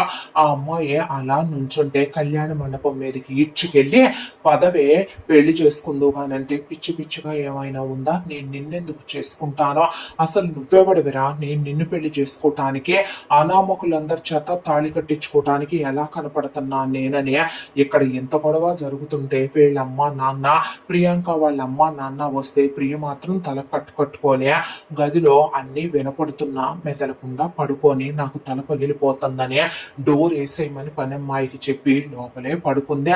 ఆ అమ్మాయి అటు ఇటు చూస్తూ ఉండగా అక్కడ నేమ్ ప్లేట్ మీద రాసుంది ప్రియాంక వెడ్స్ వాసుదేవ్ అని. అంటే ప్రియాంక పెళ్ళ ఇదే, ప్రియాంక కాబోయే మొగుడివా నువ్వు, బావా బావా అని చెప్పేది అంటే అది నువ్వేనా వాసువే, వాసు ప్లీజ్ ప్రియ ఎక్కడుందే, అసలు ఏం జరిగింది, ప్రియ పెళ్లిలో నుంచి నువ్వు లేచి రావడమేంటి, నా పెళ్లిలోకి వచ్చి నువ్వు ప్రవీణ్ని కొట్టడం ఏంటి, నా పెళ్లి ఆపటం ఏంటి, మా నాన్నను కొట్టడం ఏంటి, ఏం జరుగుతుంది ఇక్కడ అని ఆ అమ్మాయి ఒకసారి నన్ను ప్రియతో మాట్లాడనివ్వండి అనే లోపు నేను ఇప్పుడు అసలు ఎవరితో ఏది మాట్లాడాలనుకోవటం లేదు, నాకెవరితో మాట్లాడాలని లేదని ప్రియ పనమ్మాయి లోపల డోరు మూసేయమనే పాటికి ఆ అమ్మాయి అలా నిలబడిపోతే నటించకే, ఓవర్ యాక్టింగ్ చేయకో, మరీ ఎక్కువైపోయింది నీ మెలో డ్రామా, వీడేసిన నాటకాలు వీడు, నువ్వేసే నాటకాలు నువ్వు అనే పాటికి ప్రవీణ్ వైపు చూస్తే ఆ అబ్బాయి మాట్లాడుతున్న మాటలకి తలదించేశాడు. అసలు ఏం జరిగిందంటూ ఉండగా మూసుకొని పెళ్లిపేట్ల మీద కూర్చో అంటే నేను చేసుకొని నిన్ననే పాటికి ఏంటి పిల్లలు ఆడుకునే గన్నులు ఏం చేస్తాం అనుకుంటున్నావా నీ వాళ్ళకి అని చెప్పి ఒక తుపాకీ తీసుకొని పేల్చేపాటికి అలా అక్కడ రీసౌండ్ వచ్చేపాటికి అందరూ అలా చూశారు. మూసుకొని మెళ్ళో తాళి కట్టించుకుంటే నీ వాళ్ళు ఉంటారు, లేదంటే నీ వాళ్ళని వేసేస్తే ఏరా మీరు జైలుకి వెళ్తారా, వెళ్తాం సార్ అనే పాటికి ఒక్కడు కూడా మిగళ్ళు, ప్రాణాలతో పిట్టల్ని కాల్చినట్టు కాల్పిస్తా, నా గురించి బాగా తెలియదు అనే పాటికి ఆ అమ్మాయి అలా చూస్తూ మిగతా వాళ్ళ సంగతి తీసి పక్కన పెడితే అక్కడ వాళ్ళ అమ్మ ఉందే, ఆవిడ అప్పటికే భయపడిపోతుంది మనిషి, ఆవిడికి తల నుంచి అలా బ్లడ్ గారి అది అలాగే ఉంది, ఇప్పుడు వరకు ఆవిడకు 2 కుట్లేసి కట్టుకట్టినోడు కూడా లేడు. దాంతో ఆ అమ్మాయి ఎదురు తిరిగితే ఏం చేస్తారో అనే భయం ఒక పక్క, వాళ్ళ నాన్న మేనల్లుని చూసుకుంటున్నాడు తప్ప అంతా దాంట్లో ఈ అమ్మాయి గురించి ఆలోచించనే పశువులా నిలబడిపోయాడు వాళ్ళ నాన్న ఒక పక్కన. ఆ అమ్మాయి ఎందుకు ఇప్పుడు వాదించడం అనే, నువ్వు వాదించినంత మాత్రాన ఇక్కడ జరిగేది ఆగుద్దు అనుకుంటున్నావా అనే వీళ్ళోళ్ళందరూ వెనకాల రెచ్చిపోయి ఒకవైపున అరిసేసుకోవటం చూసే భయంతో కూర్చుండిపోయింది బృంద. పంతులు గారు భయపడుతూనే ఇప్పుడు మొదలు పెట్టండి తంతు అనే పాటికి అక్షింతలు వెయ్యమ్మా అనే పాటికి ఫోటోగ్రాఫర్ని తీయరా ఫోటోలు వీడియోలు, ఎవరు నవ్వినా నవ్వకపోయినా నువ్వు ఫోటోలు తీరా అనే పాటికి వాడికి స్మైల్ అని చెప్పాలా ఏమని చెప్పాలి వాడి పాపం అర్థం కాక, నువ్వు నవ్వాలి నవ్వకపోతే పోతారు నీ వాళ్ళు అనే పాటికి ఆ అమ్మాయి పాపం అలాగే భయంగా కూర్చుంటే ఈలోగా జీలకర్ర బెల్లాలు గెస్టులందరూ బిత్తరపోయి నుంచోని ఆ తర్వాత పెళ్లి కూతురు మారింది, పెళ్ళైతే జరిగిపోయింది, ఏదన్నా వాళ్ళు చూసుకుంటారు, మనకు అనవసరం డబ్బులున్నోళ్ళని అక్షింతలు వేసి తెచ్చిన గిఫ్ట్లు అక్కడ పడేసి భోజనం చేసి దొబ్బేస్తే అయిపోద్ది మనకి ఎందుకు దేవుడా అని చెప్పి ఆ తర్వాత వాళ్ళందరూ అక్షింతలు వేయటం పీచే ముడ్డొచ్చిన వాళ్ళు వచ్చినట్టు పారిపోవటం కూడా మొదలు పెట్టారు అక్కడి నుంచి. ఈలోగా తాళి కట్టేశాడు వాసు. కట్టిన తర్వాత అప్పగింతలు లేవు, తొక్క లేదు, తోటకూర లేదు, అమ్మాయి చేయి పట్టుకొని బర్రా ఈడ్చుకుంటూ తీసుకెళ్లి మళ్ళీ కారులో విసిరేస్తే ఎక్కడికనే పాటికి అదేంటి పెళ్ళయిందిగా పక్కనోళ్ళకే పక్కలేస్తావా నువ్వు శోభనం చేసుకోవు మరి అనే పాటికి పిచ్చిగా వాసు నువ్వు అంటూ ఉండగానే కారు అక్కడి నుంచి బయలుదేరిపోయిందే. ఈలోగా వీళ్ళంతా అసలు ఏంటండి ఇదంతా, మా అమ్మాయిని తీసుకురావటం ఏంటి, మా అమ్మాయి పెళ్లి ఆపటం ఏంటి, మా అమ్మాయి మెళ్ళో తాళి కట్టడం ఏంటి, మా మేనల్లుని కొట్టడం ఏంటని వీళ్ళ అడుగుతూ ఉండగా ఈలోగా ప్రియ అలా లేచి బయటకు వచ్చి తలకాయ కొట్టుకొని జుట్టంతా పీకేసుకొని గుండెల మీద బాధేసుకొని పొట్ట మీద కొట్టేసుకొని అయ్యో అమ్మా దేవుడా ఎన్ని పడనే, ఇంకా ఎంతమందిలో పరుగు తీయించుకోను, ఎంతమందికి నా గురించి చెప్పుకోవాలి చెప్పుకోవాలి, నాకు జరిగిన అన్యాయాన్ని నేను వ్యక్తపరచుకోవాలి. నేను దీనమైన స్థితిలో ఉన్న ఆడదాన్నే ఏ పోరాటం చెయ్యాలమ్మా? ఈ రోజు నేను నా వైపున మాట్లాడే వాళ్ళు ఎవరున్నారమ్మా? అయ్యో పాపం అనేవాళ్ళు ఎవరున్నారు దేవుడా అని చెప్పి అక్కడ ఉన్న కత్తి తీసుకొని చెయ్యి కోసేసుకునే వాటికి ఓతల్లో నా కూతురికి నరం దిగిపోయింది దేవుడా అని చెప్పి వీళ్ళు ఏం కావాలయ్యా నీకో? ఏం కావాలి? మా బిడ్డ బ్రతుకు నాశనం చేసింది చాలదా? వీడు నీ కూతురు కలిసే నా కూతురు బతుకు బుగ్గిపాలు చేసింది చాలదా? నీ కూతుర్ని మేమేమి చంపేయలేవమ్మా, నీ కూతురు ప్రాణాలేమి మేం తీయవలే. అదేంటంటే మీ పిల్ల లాంటిది కాదా మా పిల్ల కూడా అని లక్ష్మి అంటే, నీ కూతురు చేసినన్ని గ్రంథ సంఘాలు, నీ కూతురు నడిపినన్ని రాజకీయాలు నడపడం నా మేనకోడలికి ఏమొచ్చో, నా మేనకోడలికి వెన్నుపోట్లు పొడవటం, నా మేనకోడలికి డబ్బుల కోసం దిగజారిపోవటం అలాంటివి నేర్పించలేదులే మేము అనే పాటికి మీలా మాదేమే అడుక్కు తినే ఫ్యామిలీగా అనేసరికి వీళ్ళమ్మ నాన్న అలా చూస్తూ నుంచుంటే మేమేమి ముష్టెత్తుకునే వాళ్ళం కాదులే. మీ కూతురికి ఏమైందే? చక్కగా ఏ డబ్బుల కోసం అయితే మీ కూతురు దిగజారిపోయిన పనులు చేసిందో, లక్షల కోసం వేసింది దేవుడు బజారు వాటి తరపునే ఉంటాడేమో. కోటీశ్వరుడికి పెళ్ళాన్ని చేసి కోట్లల్లోకి పంపాడు. ఏమైందిలే, 101 జిల్లాలకి అందగాడు, దేని పక్కలోనూ పడుకోనివాడు, దేన్ని ముట్టుకోనివాడు. ఇప్పటి నుంచి వాడి పక్కలోనూ పడుకుంటదే, అష్టైశ్వర్యాలు ఎల్లబూసుద్దే, అడుక్కు తినే వాటికి అందలాలకి అదృష్టాలు కలిగేస్తే ఓవర్ నైట్ లో. నీ కూతురుకు వచ్చిన బాధేమీ లేదులే, 3 పూట్ల 3 బుచ్చలు పెట్టి మేపుతాము. మా ఇంట్లో చాలా మంది పనోళ్ళు ఉన్నారు, మీలా మా ఏమి ముష్టి బతుకులు కాదు. ఇప్పుడు ఇంకా ఈ విషయాన్ని పెద్ద చేస్తే మేము ఏమీ అంత చేతగాని వాళ్ళం కాదు అనే వీళ్ళు హడావిడి పడే ముందు ప్రియనేసుకొని హాస్పిటల్ దగ్గరికి మహేంద్ర, వసుంధర, సుందరి, సుబ్బారావు ప్రియాంకను కారులో పడేసుకొని వెళ్ళిపోయారు. అసలు ఇదంతా ఏమీ అర్థం కాని నారాయణ, ఏమైందిరా ప్రవీణు, ఏం జరిగిందిరా ప్రవీ అని అడిగే పాటికి, ప్రవీణు వెళ్దాం మామయ్య అనే పాటికి ఇంటికి తీసుకొని వెళ్తే ఆవిడ కంగారు పడిపోతూ నా కూతురు నా కూతురు నా కూతురు అంటూ ఉండగా, ఈలోగా తనకేమీ కాదు మామయ్య, తనక్కడ బానే ఉంటదిలే, తన్ని బానే చూసుకుంటారు. అసలు ఏం జరిగిందిరా అనే పాటికి, జీవితం అంటే అంతే మామయ్య, ఒక్కొక్కసారి కొన్ని తప్పులు కావాలని చెయ్య, అవి అలా జరిగిపోతాయి. ఆ జరిగిపోయిన వాటికి శిక్షను మనం అనుభవించాలి. మన అనే వాళ్ళకి మనం దూరం అయిపోవాలి. మనం కన్న కలలన్నే ఒక్కోసారి ఎటు నుంచి ఎటో మనని తీసుకెళ్లిపోతూ ఉంటాయి. జీవితం అంటే అగాధం, జీవితం అంటే సుడిగుండం, జీవితం అంటే పద్మవ్యూహం, జీవితం అంటే చదరంగం అనే పాటికి పిల్ల గురించి వదిలేసి మేనల్లుండే అలా కూర్చోబెట్టి అవునవును అంటూ చెప్పే మాటల్ని అలా వింటూ ఓదార్పు యాత్ర మొదలుపెట్టి నారాయణ డాక్టర్ని పిలిపించి ప్రవీణ్కి ట్రీట్మెంట్ చేయించి, ప్రవీణ్ వాళ్ళ అమ్మ నాన్నకి ట్రీట్మెంట్ చేయించి, చెల్లెళ్ళకి బాధాడు కాబట్టి వాసు తను ట్రీట్మెంట్ చేయించుకొని ఆవిడికి 2 కుట్లేసి కట్టిన తర్వాత అలా కూర్చుండిపోయారు. వీళ్ళింట్లో వీళ్ళు హాస్పిటల్లో తీసుకెళ్లి ప్రియాంకని హాస్పిటల్లో జాయిన్ చేస్తే లోపలికి తీసుకెళ్లిపోయారు డాక్టర్లు. వీళ్ళు అక్కడ బయట కూర్చుండిపోయారు.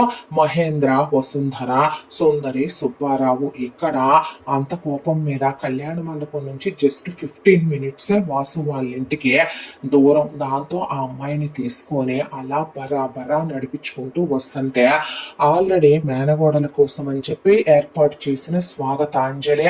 వీళ్ళు పెళ్లి కొడుకు పెళ్లి కూతురే కాబట్టి ఈవెంట్ వాళ్ళు వీళ్ళ మీద డ్రోనులతో పూల వర్షం కురిపించేస్తూ ఒకవైపున మంగళహారతులు పన్నీళ్లు చల్లుతూ వేద మంత్రాలు చదువుతూ ఉండగా, ఆ అమ్మాయిని లాక్కొచ్చే దాంట్లో పళ్ళెంలో నీళ్లు పోస్తుంటే ఆ నీళ్లలో ఆ అమ్మాయిని నడిపించేసుకుంటూ గుమ్మంలో ఆల్రెడీ కలసం పెట్టుంటే అది లాగిన లాగుడికి ఆ అమ్మాయి తన్నుకుంటూ వచ్చేస్తూ ఉండగా బర్రా బర్రా బర్రా అమ్మాయిని లాక్కెళ్ళిపోయి తన బెడ్రూమ్ లో ఆ అమ్మాయిని మంచం మీద విసిరేశాడు.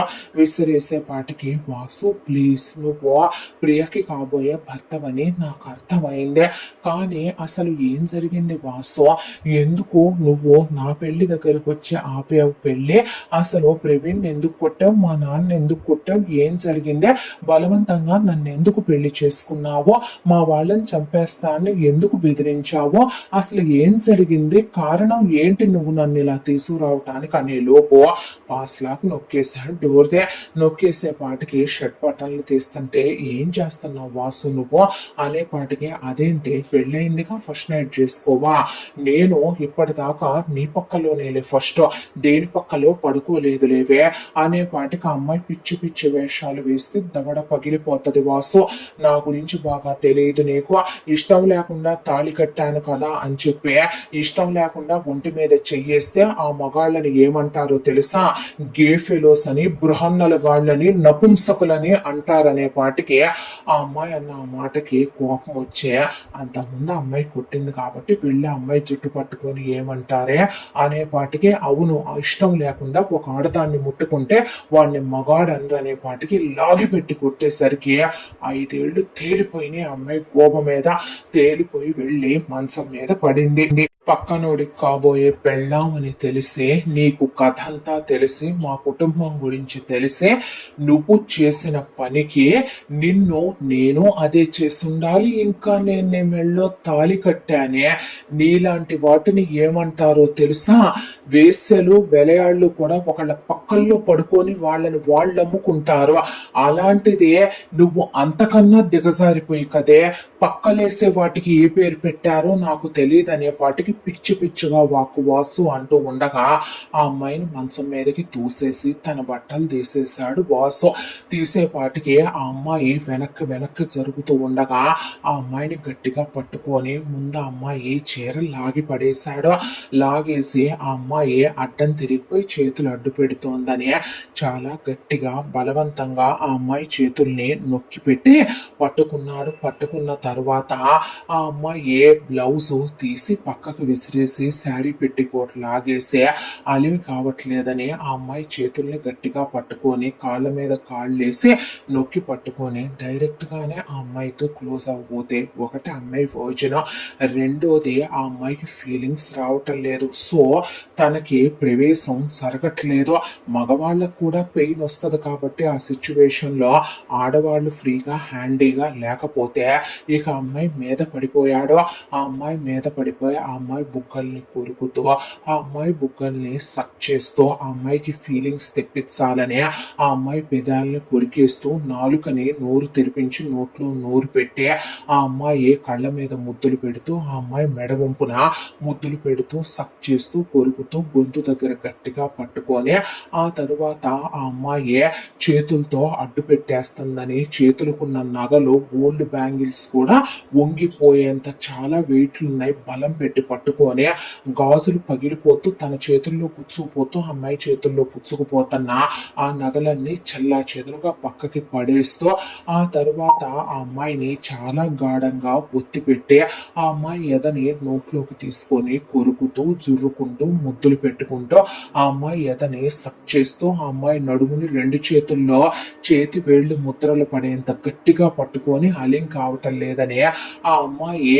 బొడ్డుని కొరికేస్తూ ముద్దులు పెట్టుకుంటూ ఆ అమ్మాయి బొడ్డులోకి నాలుకని చొప్పించి గట్టిగా ఆ అమ్మాయి బొడ్డుని జుర్రుకుంటూ ఆమె ఆడతనం దగ్గరికి వెళ్ళి తన వేళ్లు లోపలికి పోనిచ్చి ప్రేరేపించి ఆ అమ్మాయి అలివి కావటం లేదని కాళ్ళు వెడల్పుగా గట్టిగా పట్టుకొని తన నోరు పెట్టి కొరుకుతూ తన నాలుకని చొప్పించి ఉంగరాలు తిప్పుతూ ఆ అమ్మాయికి ఎంత ఫీలింగ్స్ తెప్పించాలో ఒక మగాడిగా దాదాపు ఒక అరగంట సేపు ప్రయత్నించినా ఆ అమ్మాయికి ఫీలింగ్స్ రావట్లేదు సరికదా. ఆ అమ్మాయికి అసహ్యం, కోపం, ఏడుపు, ఎవడో ముక్కు మొహం తెలియని వాడు అలా ఒక ఆడపిల్లనే బట్టలు తీసేసి బలవంతంగా అలా ఒక గదిలో పడేసి మంచం మీద నిస్సహాయమైన స్థితిలో చేసే దీన్ని మానభంగం, రేప్ అని అంటారని ఆ అమ్మాయి అరుస్తూ ఉన్నా సరే ఇక అమ్మాయి చెప్పేది కూడా వినకుండా డైరెక్ట్ గా ఆ అమ్మాయితో క్లోజ్ ఆ అమ్మాయిలోకి తన మగతనాన్ని చూపించే పాటికి ఆ అమ్మాయి బిగబట్టేసి ఉంచటమో లేదా ఆ అమ్మాయికి ఫీలింగ్స్ రాకపోవటమో కానీ డైరెక్ట్ గా క్లోజ్ అయ్యే పాటికి అమ్మ అని ఆ అమ్మాయి అరిసిన అరుపుకి ఇల్లు దద్దరిల్లిపోయింది. కింద 2 పనోళ్ళు ఉన్నారు, ఇంకా వీళ్ళోళ్ళు ఎవరు రాలేదు. టైం చూస్తే రాత్రి 8 గంటలైంది. పని మనోళ్ళు భయపడిపోయి వాళ్ళు మూలకెళ్ళి వాళ్ళు వంటగదిలో కూర్చుండిపోయారు. ఆ అమ్మాయి నోటిని తన నోటితో మూసేసి ఆ తర్వాత అమ్మాయికి బ్లీడింగ్ అయింది. అయినా సరే తనకి ఇబ్బందిగా ఉంది, నొప్పిగా ఉంది. అయినా సరే ఆ అమ్మాయి కాళ్ళ మీద కాళ్ళేసి వెడల్పు చేసి ఆ అమ్మాయితో చాలా ఫాస్ట్గా చాలా డీప్గా చెప్పాలంటే బలవంతంగానే రఫ్గానే ఇష్టం లేకుండానే జరిగిన వాటన్నిటికీ కారణం ఈ అమ్మాయి అనే కోపం చూపిస్తూ ఒక మగాడు ఒక ఆడదాంతో కలిస్తే ఎలా ఉంటుందో ఆ అమ్మాయిని మీదకి లాగేసుకొని ఆ తర్వాత ఆ అమ్మాయిని వెనక్కి తిప్పి ఆ అమ్మాయిని తనకు నచ్చినట్టుగా చేసుకుంటూ క్లోజ్ అయ్యేపాటికి దాదాపు టైం 11 అయిపోయింది. 11 అయిన తర్వాత ఒళ్ళంతా ముద్దగా తడిచిపోయి చెమట్లు కక్కుతూ ఉండేసరికి ఈలోగా ఒకసారి అయిపోయాక ఆ అమ్మాయి అలా చూసుకుంటే ఒళ్ళంతా నొప్పులో ఒళ్ళంతా పులిసిపోయి ప్రైవేట్ పార్ట్స్ దగ్గర పెయిన్గా ఉండే చాలా ఇబ్బందిగా ఉంది. ఆ అమ్మాయికి బ్లీడింగ్ అయ్యి స్పోమ్ అమ్మాయిలోకి రిలీజ్ చేసి చాలా ఇబ్బందిగా తొడల మీద కొరికి ముద్దులు పెట్టుకొని ఒళ్ళంతా సక్ చేసిన గుర్తులు కొరికిన గుర్తులు ఏడుపు వచ్చిందే. ప్రాణం విలవిల్లాడిపోయి ఆ అమ్మాయి అప్పటికి కూడా ఒకసారి అయ్యాక లేచి తన చీర తీసుకొని వెళ్ళబోతుంది. ఎక్కడికి వెళ్తున్నావో నాకు ఇంకా అయిపోయిందని నేను చెప్పలేదే అని ఆ అమ్మాయిని అలాగే పట్టుకొని బాత్రూంలోకి తీసుకెళ్ళి నాకు హైజీన్ చాలా ఎక్కువలే అని చెప్పి ఆ అమ్మాయి ప్రైవేట్ పార్ట్స్ అన్ని షవర్ ఆన్ చేసి తనే చేతులతో కడుగుతూ ఆ అమ్మాయి ఒళ్ళంతా ముద్దులు పెట్టేసుకుంటూ బాత్ టబ్ లో తను పడుకొని ఆ అమ్మాయిని మీదకు లాక్కొని వాసు ప్లీజ్ నీకు దండం పెడతానని ఆ అమ్మాయి ఆల్రెడీ అప్పటికి తిండి తినక దాదాపు ఒక 30 గంటల్లో 35 గంటల దాకా అయి ఉంటది. కళ్ళు బయర్లు గమ్మిపోతూ ఈ టెన్షను ఈ అబ్బాయి కొట్టటం అవన్నీ చూడటమో ఏమో బుక్కి నీళ్లు కూడా కళ్యాణ మండపం దగ్గర నుంచి వచ్చాక ఆ అమ్మాయి తాగిన పాపాన పోలేదు. దాంతో నీరసం వస్తుంది. ఏం జరిగిందో చెప్పు నీకు దండం పెడతానన్నా సరే ఆ అమ్మాయితో తనకి నచ్చినట్టు క్లోజ్ అయి మళ్ళీ వాష్ చేసి తీసుకొచ్చి ఆ అమ్మాయిని అక్కడే ఉన్న సోఫాలో పడేశాడు.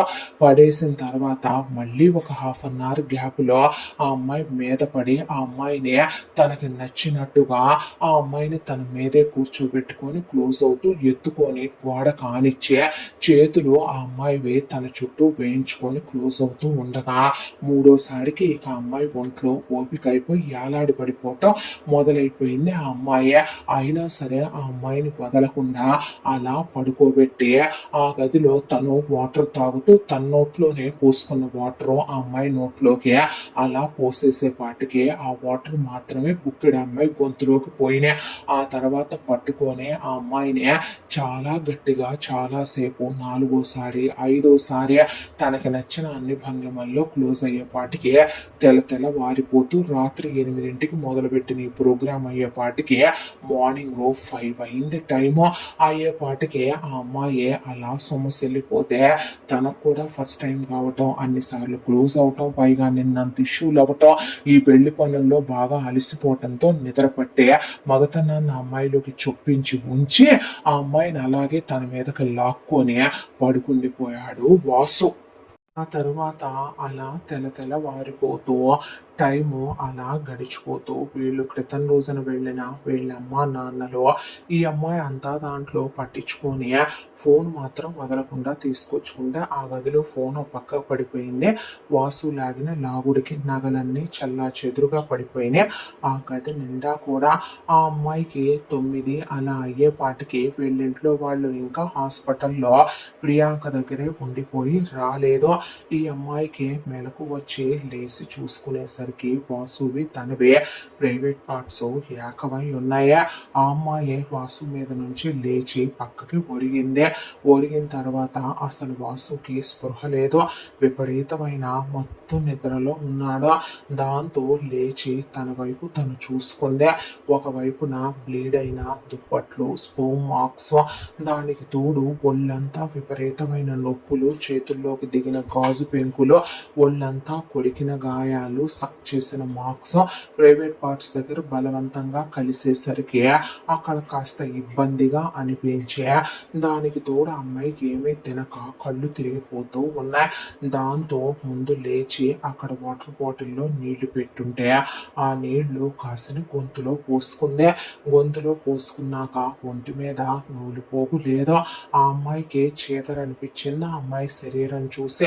దాంతో లేచి ముందు అక్కడ ఉన్న డ్రెస్సింగ్ టేబుల్ దగ్గరికి వెళ్ళి సిజర్ తీసుకొని ఆ అమ్మాయి జడకున్న హెయిర్ యాక్సెసరీస్ అన్ని తీసి అక్కడే ఉన్న డెస్క్ లాగి అందులో పడేసింది. ఆ తర్వాత ఆ రూమ్ అంతా చెల్లాచెదురుగా పడున్న ఆ అమ్మాయి నగలన్నీ తీసి ఆ తర్వాత అన్నీ ఆ డెస్క్లో పోసేసి చేతుల నిండా గాజు పెంకులు దిగిపోయినాయి. ఆ దిగిపోయిన గాజు పెంకులన్నీ తీసి డస్ట్బిన్లో పడేసింది.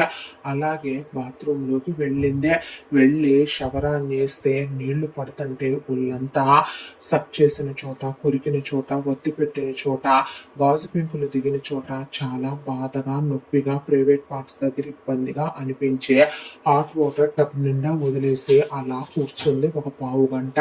ఆ తర్వాత అందులో అన్ని మగాళ్ళ సబ్బులు, షాంపూలు అవి పెట్టుంటే ఇప్పుడు అవన్నీ ఆలోచించే కండిషన్లో తనుందా. దాంతోనే అవి పెట్టే స్నానం చేసి ఫ్రెష్ అయి టవల్ చుట్టుకొని బయటకు వచ్చింది. వేసుకోవటానికి బట్టలు లేవనే దాంతో రాత్రి తీసి పక్కన పడేసిన తన బట్టలే మళ్ళీ తీసి అలా ఒంటి మీద చుట్టుకొని ఆ తర్వాత ఒక మూలకి అలా కూర్చుండిపోయింది. కళ్ళు తిరిగిపోతున్నాయి, కళ్ళు పైర్లు కమ్ముతున్నాయి. దాంతో ప్రాణం సొమసిల్లిపోతూ ఉండగా అప్పుడు ఫోన్ వెతుక్కుంటే ఫోన్ దొరికింది. చూస్తే వాళ్ళ అమ్మాయి 150 మిస్డ్ కాల్స్ ఉన్నాయి. దాంతో వాళ్ళ అమ్మకి ఫోన్ చేసిందే. వాళ్ళమ్మకి ఫోన్ చేస్తే ఏమ్మా ఎలా ఉన్నావే, కొట్టాడా, తిట్టాడా, ఏమైనా అన్నాడా అమ్మ, పోనీ నేను రానా అని వాళ్ళ అమ్మ అడిగితే వాళ్ళ అమ్మని తను రమ్మనలేదు. ఎందుకంటే బ్లడ్ సక్ చేసిన మార్క్స్, పొడికిన గాయాలు, తనకి ఒళ్ళంతా గాజు పెంకులు దిగిన గాయాలు కనపడతానే ఉన్నాయి. చెంప మీద 5 ఏళ్ళు తేలిన గాయాలు కూడా. దాంతో అమ్మ ముందు నేను చెప్పేది ప్రశాంతంగా వినో అనేసరికి గొంతేంటే అంత నీరసంగా ఉంది, ఏమైందమ్మా అని అడిగేసరికి ఏమీ లేదులేవే, ఏడ్చాను, నన్నేమీ అనలేదు, కొట్టలేదు, తిట్టలేదు, ఏమీ అనలేదు, వచ్చిందేదో వచ్చాను కదా అమ్మ, అసలు విషయం ఏం జరిగిందో నేను కనుక్కుంటాను, నేను ఇంకుండాల్సిందే ఇక్కడే కదా అమ్మ, కాబట్టి నువ్వు కాస్త నా బట్టలు పంపించవా అనే పాటికి పోనీ నేనే రానా అంటే వద్దమ్మా పని అమ్మాయికి ఇచ్చి పంపించనేసరికి కుమారిని పంపిస్తానంటే సరేనన్నదే. అన్న తర్వాత ఫోన్ పెట్టేస్తే పొగిలి ఏడుపు వచ్చిందే. కన్న తండ్రి కూతుర్ని నిర్దాక్షిణ్యంగా ఒక అబ్బాయి లాక్కెళ్ళి తాళి కట్టే, ఎవరో ముక్కు మొహం తెలియని మగాడు కూతురు మీద పడే బలవంతం చేసి కోరిక తీర్చుకుంటే తండ్రిగా కనీసం రావటమో, అడగటమో, నిలదీయటమో, కేసు పెట్టటమో, పట్టించుకోవటమో ఏదో ఒకటి చెయ్యాల్సింది పోయే వాళ్ళ నాన్న మేనల్లున్నే ఎలా ఉందని హాస్పిటల్కి వెళ్దామా అని, టాబ్లెట్లు వేసుకుంటావా అని అడిగే మాటల అమ్మాయికి ఫోన్లో వినపడి పేగులు తెగిపోయినాయి. వాళ్ళమ్మని రమ్మనలేదు. తనున్న ఈ స్థితిని చూస్తే ఆవిడ తట్టుకోలేదు. దాంతో మెల్లగా లేచి చూస్తే ఫస్ట్ ఎయిడ్ బాక్స్ ఉంది. తనే చెంప మీద తగిలిన దెబ్బలకి ఆయింట్మెంట్ రాసుకుంది. ఆయింట్మెంట్ రాసుకున్న తర్వాత 2 ఒళ్ళు నొప్పుల టాబ్లెట్లు వేసుకొని ఆ తర్వాత కాస్త అక్కడక్కడ కట్ అయిన చోట బ్యాండేడ్లు వేసుకుంటే ఈలోగా వీళ్ళమ్మ కూతురు కోసం అని చెప్పి 2 ట్రాలీల నిండా ఆవిడ కొన్ని నగలు, ఈ అమ్మాయి బట్టలు, శానిటరీ నాప్కిన్లతో సహా తినే ఫుడ్ ఐటమ్స్, డ్రై ఫ్రూట్స్, వాటితో పాటు కొన్ని కట్టల డబ్బులు ఆవిడ అన్ని పిల్లయ్యే పెట్టి పనమ్మాయికి ఇచ్చి పంపిస్తే పనమ్మాయి తీసుకొని వీళ్ళింట్లోకి వచ్చి ఈ అమ్మాయికి ఫోన్ చేస్తే చూస్తే పనమ్మాయి చెప్పుద్దనే దాంతో నువ్వు కింద పెట్టేసి వెళ్ళు నేను తీసుకుంటానంటే అలాగే అమ్మాయి గారు అని చెప్పి పని అమ్మాయి వెళ్ళిపోయింది. తర్వాత రాత్రి అంతా దాంట్లో ఏం పాస్లాక్ నొక్కాడనేది ఆ అమ్మాయి గుర్తు చేసుకుంటే గుర్తొచ్చింది. దాంతో అన్ని వన్లే అవన్నీ నొక్కి ఓపెన్ చేసి కిందకి వెళ్ళి బ్యాగ్ తెచ్చుకుంది. బ్యాగ్ తెచ్చుకున్న తర్వాత ఆ అమ్మాయి వేరే బట్టల జత మార్చుకొని మళ్ళీ ఒళ్ళంతా ఇంట్లో వాళ్ళు చూసినా బాగోదు, సక్ చేసిన మార్క్స్ అవి కనపడతాయని ఫుల్ హ్యాండ్స్ ఉన్న చుడీదారు నెక్ మొత్తం క్లోజ్ అయి ఉండేలాగా ఉన్నది తీసి వేసుకుందే. వేసుకున్న తర్వాత వాళ్ళమ్మ పంపించిన తినుబండారాలు ఉన్నాయి దాంతో కడుపు నకనకలాడిపోయి కళ్ళు తిరుగుతూ ఉండగా ఒక జ్యూస్ బాటిల్ తీసుకుని ముందు కాస్త జ్యూస్ తాగిందే. జ్యూస్ తాగిన తర్వాత అందులో వాళ్ళమ్మ పంపించిన స్నాక్స్ ఉంటే తీసుకొని నోట్లో వేసుకుందే. కాస్త ప్రాణం చేరుకున్నట్టుగా అనిపించిన తర్వాత లేచి ఆ అమ్మాయి అద్దం దగ్గర నుంచొని ఇప్పుడు దాకా ముడిపెట్టుకొని ఉందేమో, తల రాత్రి గట్టిగా జుట్టు పట్టుకున్నాడో ఏమో, ఈ అబ్బాయి తలంతా బద్దలైపోతూ నొప్పి వస్తూ ఉండగా 2 తలనొప్పి టాబ్లెట్లు వేసుకొని మెల్లగా తల చిక్కు తీసుకుంటూ నుంచునేసరికి శబ్దాలు అవ్వటం, అలికిడి అవ్వటంతో లేచాడు వాసు.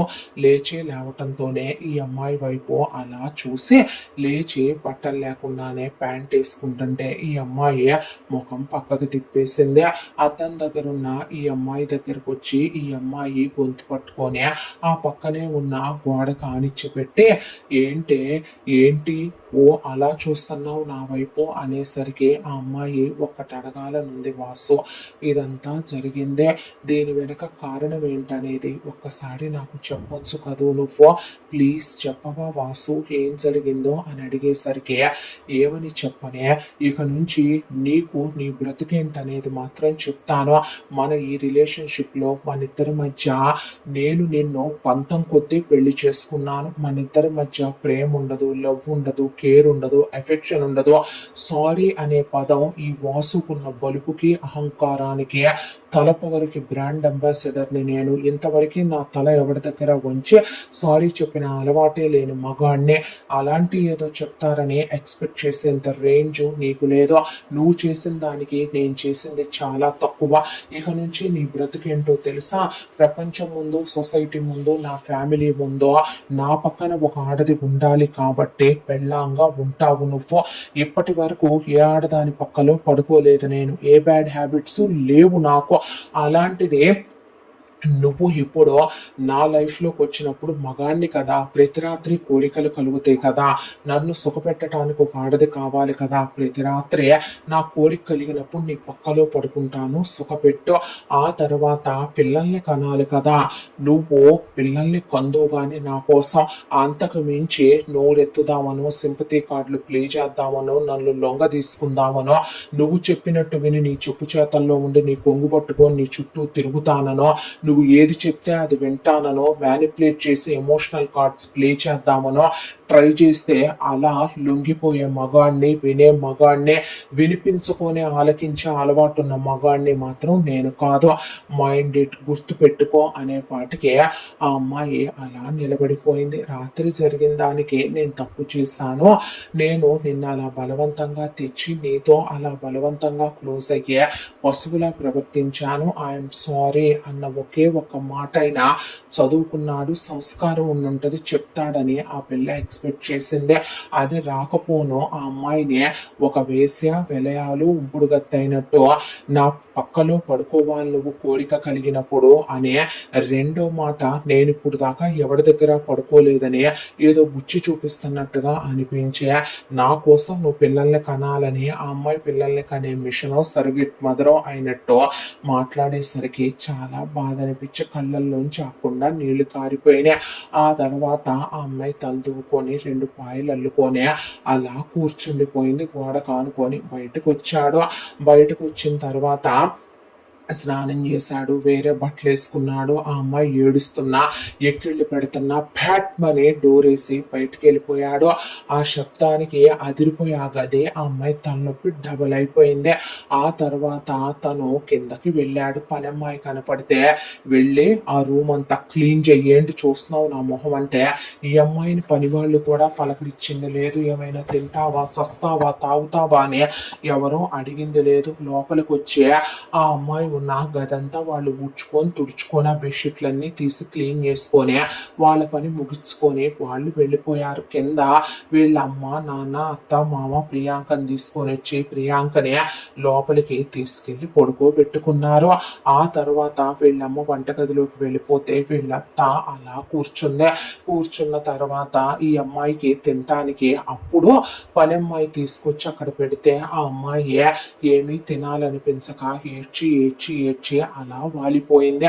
ఆ తర్వాత కింద వాళ్ళు ఏదో మాట్లాడుకున్నారు. ఆ మాటలు వినపడలేదు ఆ అమ్మాయికి. వాసు మాత్రం ఆఫీస్కి వెళ్ళిపోయినట్టున్నాడు. ఆ తర్వాత సాయంకాలం ఆ అమ్మాయి అలా కూర్చుని కళ్ళు తిరిగిపోతూ ఉండగా ఒక్కటే ఆలోచించింది. అసలు ఏం జరిగిందనేది తెలుసుకోవటానికైనా నేను బ్రతికే ఉండాలి. నేను అసలు ఏం తప్పు చేశానని ఇలాంటి పనిష్మెంట్ నాకు ఇచ్చారో కనుక్కునేంత వరకు మాత్రం నేను చావకూడదనే ఆ పళ్ళెం అలా లాగే మూత తీసే గబా గబా 4 ముద్దలు మింగి కాసిన మంచినీళ్లు తాగి అలా కూర్చుంది. పిల్ల స్నానం చేసి ఈలోగా వాసు వచ్చాడు. ల్యాప్టాప్ కాసేపు చూసుకున్నాడు. ఆ తర్వాత ఆ అమ్మాయి అలా కూర్చొని ఉంటే ఆ అమ్మాయిని తన వైపుకు లాక్కున్నాడు. వాసు ప్లీజ్ ఒకసారి మాట్లాడుకుందాంగా, కూర్చొని ఏం జరిగిందనేది అంటూ ఉండగా ఆ అమ్మాయి ఒంటి మీద బట్టలు తీసేశాడు. ఆ అమ్మాయి మీద పడ్డాడు. కోరిక తీర్చుకున్నాడు. ఆ అమ్మాయికి కాసేపటి తర్వాత అసహ్యం వేసే శరీరాన్ని వదిలేసింది. ఆ అమ్మాయి పట్టించుకోవటం మానేసింది. నేను ఆపినా నువ్వు ఆగవో, నేను అడిగినా నువ్వు చెప్పవో, నేను చెప్పినా నువ్వు వినవో, నోరు మూయ్ అని ఆ అమ్మాయి నోరు మూయించేసి ఆ అమ్మాయితో నచ్చినట్టుగా తనకిష్టం వచ్చినట్టుగా తనే ఆ అమ్మాయిని తిప్పేసుకున్నాడు, కూర్చోబెట్టుకున్నాడు, నుంచోబెట్టుకున్నాడు. రాత్రంతా 4-5 టైమ్స్ క్లోజ్ అయిన తర్వాత వెళ్ళి ఫ్రెష్ అయ్యొచ్చి పడుకొని నిద్రపోయాడు. ఆ అమ్మాయి అలా అంతా అయిపోయిన తర్వాత లేచి వెళ్ళి ఫ్రెష్ అయ్యొచ్చి బట్టలు మార్చుకొని పడుకుంది. ఆ తర్వాత నెక్స్ట్ డే మార్నింగ్ ఈ అమ్మాయి లేచి పద్దాక గదిలో ఏముంటానని అలా బయటకు వచ్చి నుంచుంది. నుంచునేసరికి కింద ప్రియకి వాళ్ళమ్మ తలదూవటం చూసి ప్రాణం లేచి వచ్చి ప్రియ తన స్నేహితురాలు అనే దాంతో పరిగెత్తుకుంటూ వచ్చి ప్రియా అని కౌగిలించుకోబోయే చేతి మీద చెయ్యేస్తే ఇంకా నా మనసులో బాధ నా గుండెని పిండేస్తోందమ్మా అని చెప్పి ఈ అమ్మాయి చెయ్యిని తోసేసి ఈ అమ్మాయి ఏదో శత్రువో దుష్టురాలో దుర్మార్గురాలో అయినట్టు ప్రియ అక్కడి నుంచి లేచి వెళ్ళిపోయింది. వెళ్ళిపోయిన తర్వాత వాళ్ళమ్మ ఆంటీ ఒకసారి ఏం జరిగిందని నేను చెప్పేదంటే ఏంటి నువ్వు చెప్పేది, ఇంకా ఏం చెయ్యాలనుకుంటున్నావే? అవునులే వచ్చి రాగానే పనిచేసేదాన్ని కనుక్కున్నాను, లక్షలు కేసావు, కోట్లు దొరికినాయి, దాంతో రాత్రంతా కోటీశ్వరుడి పక్కలో పడుకొని కులికి మళ్ళీ నిన్న కూడా కులికావు కదవే. అవునులే బూకి పక్కలేసాయి అన్ని కూడా పెద్ద పెద్ద ఇళ్ళకి కోడళ్ళు అయిపోయి ఇలా కులికి ముగుళ్ళతో తాళి కట్టించుకొని పతివ్రతలైపోతాయి. మా కడుపులో చిచ్చు పెట్టినా నువ్వేం బాగుపడతావే? మా బిడ్డ జీవితం నాశనం చేసినా నువ్వు నాశనం అయిపోను, నువ్వు ఊడ్సుకుపోను, నీకు పిల్లా పాప లేకుండా పోను అన్నప్పుడు వీళ్ళమ్మ అని పిల్లా పాపలు అన్నప్పుడు మాత్రం మాట్లాడితే గబాలను వచ్చేసిందిలే వదిన అనే వాటికి ఆ మాట ఎందుకు అంటే ఆ అమ్మాయి పోయినా పర్వాలేదు అన్నప్పుడు వీళ్ళమ్మ రియాక్ట్ అవ్వలేదు. పిల్లలు అన్నప్పుడు వాళ్ళ వంశాంకురం అన్నప్పుడు మాత్రం వీళ్ళమ్మ అనే పాటికి ఆ అమ్మాయి తిట్టినా పర్లేదులే అనే చెప్పబోతే వాళ్ళమ్మ లేచి వెళ్ళిపోయి అసలు ప్రియా వాళ్ళ నాన్న ఈ అమ్మాయిని ఒక గొంగళి పురుగునే జుగుప్సాకరమైనటువంటి ఒక ఏలియన్ని చూసినట్టు చూసి వెళ్ళిపోయాడు. అంతా దాంట్లో ఈ అమ్మాయి వీళ్ళమ్మ కాస్త వింటదేమో అనే దాంతో వెళ్ళి వీళ్ళమ్మని అత్తయ్య అనే చేతులు పట్టుకోబోతే నీ అంత పతివ్రత చేత అత్తయ్య అని పిలిపించుకొని నీ అంత పునీతురాలి చేత తాకిచ్చుకొని స్పర్శను పొందేంత ఉత్తమురాల్ని కాదులే నేను, అంత గొప్పదానివి నువ్వు కాదులే అనే పాటికి ఆ అమ్మాయి ఒక్కసారి అసలు ఏం జరిగిందో కూర్చొని మాట్లాడుకున్నాం కదా అత్తయ్య ఏం జరిగిందనేది. ఏంటి జరిగేదే? నమ్మి స్నేహాలనే అన్నందుకు ఎంతెంత పనులైనా చేస్తారో, అయినా నువ్వన్నీ లాభాలేగా పొందావో, నీకేమైందిలే మహారాణిలాగా అడుక్కు తినే నువ్వు ఈ రోజు అందలం ఎక్కావో, లక్షలకి ఇస్తే కోట్లు వచ్చినాయి, ఏమైంది? పక్కలో పడుకునే కత్తి లాంటి మగాడు దొరికాడు, మంచం ఎక్కితే బ్రహ్మాండంగా కాపురం చేస్తాడు, కడుపు చేస్తాడు, పిల్లల్ని కనొచ్చు, రకానికో నగలు, రకానికో గుడ్డ, రకానికో కార్లు, రకానికో తిండి అనుభవించు. ఎవరు కాదన్నారో? నీలాంటి వాళ్ళని ఏ పేరు పెట్టి పిలవాలో కూడా అర్థం కాదు. కానీ ఒకటే, నీలాంటి వాళ్ళు అత్తయ్య అని పిలుస్తుంటేనే కంపరంగా ఉంది వినాలంటే. నువ్వు ఒక అమ్మ అబ్బకు పుట్టిన దానివైతే ఇంకోసారి నన్ను అలా పిలవకో, ఛీ అని చెప్పి వంటగదిలోకి తోసేసి వెళ్ళిపోయే. నువ్వు చేసిన దానికి ఎప్పటికీ నిన్నైతే మాత్రం క్షమించను, ఆ పిలిచే అర్హత నీకు ఇవ్వననే పాటికి ఆ అమ్మాయికి అసలు ఏం అర్థం కాక వీళ్ళ నాన్న వస్తుంటే ఎంతైనా ఇంటికి పెద్ద మగ ఆయన పరిగెత్తుకుంటూ వెళ్ళే, అంకుల్ ఒక్క నిమిషం నేను చెప్పేది ఒక్కసారి వినండి అంకుల్, అసలు ఏం జరిగిందో మీరైనా నాకు చెప్పండి అంకుల్, తన నా స్నేహితురాలు, మేము కలిసి చదువుకున్నాం, కానీ ఇదంతా ఎందుకు జరిగిందని ఆ అమ్మాయి వెనక్కి తిరిగేసరికి వీళ్ళ నాన్న అసలు అక్కడ లేడు. అంటే ఆయన వినాలనుకోలేదు ఈ అమ్మాయి సంభాషణ, అందుకే అక్కడి నుంచి వెళ్ళిపోయాడని ఆ అమ్మాయికి అర్థమయ్యే మనసంతా ముక్కలు ముక్కలైపోయే చాలా బాధగా అనిపించేసే, ఏమైంది మీ అందరికీ, నాకు పిచ్చి పట్టేలాగా ఉంది అని పెద్దగా అరిచేసరికి లోపల నుంచి వాసు కూడా వచ్చాడు. అసలు ఏం జరిగిందంటే చెప్పరేంటి, మనుషులకి అడిగే హక్కు ఉంటది, మీ పాటికి మీరు వచ్చి నన్ను తెచ్చి మీ అబ్బాయి పెళ్లి చేసుకొని ఇంట్లో ఉంచి మీ ఇష్టం వచ్చినట్టు తలా ఒక మాటలు అనేసి మీరు అసలు ఏంటి అనేది నాకు చెప్పకుండా ఏం జరిగిందనేది నేను చెప్పేది వినట్లేదు, మీరు నాకు చెప్పట్లేదు, అసలు ఏం జరిగిందంటే వినరేంటండి, వినిపించుకోరేంటండి, చెప్పరేంటండి అని ఈ అమ్మాయి అడుగుతూ ఉండగా ఈలోగా గబా వాసు కిందకి దిగొస్తే వచ్చి వీళ్ళత్త, ఏరా మా బిడ్డని ఇలా కూడా బ్రతకనివ్వదా, మా అమ్మాయి పరుగు తీసింది చాలదా, ఇంకా మమ్మల్ని ఎందులో దూకి చావమంటదా నీ పెళ్ళామనేసరికి వీళ్ళమ్మ, ఏరా తాళి కట్టావుగా, తెచ్చావుగా, చెయ్యేస్తున్నావుగా, అన్ని టయానికి జరుగుతున్నాయిగా, మాకీ మనశ్శాంతులు కూడా ఇప్పటికే నాకు నిద్ర పట్టట్లేదు, డాక్టర్ దగ్గరికి వెళ్ళి తగలడాలి నేను, ఇప్పటికే మీ నాన్నకు ప్రశాంతత లేదో, పంపలో ఏదో శ్మశానం లాగా అనిపిస్తుంది నా ఇల్లు నాకు,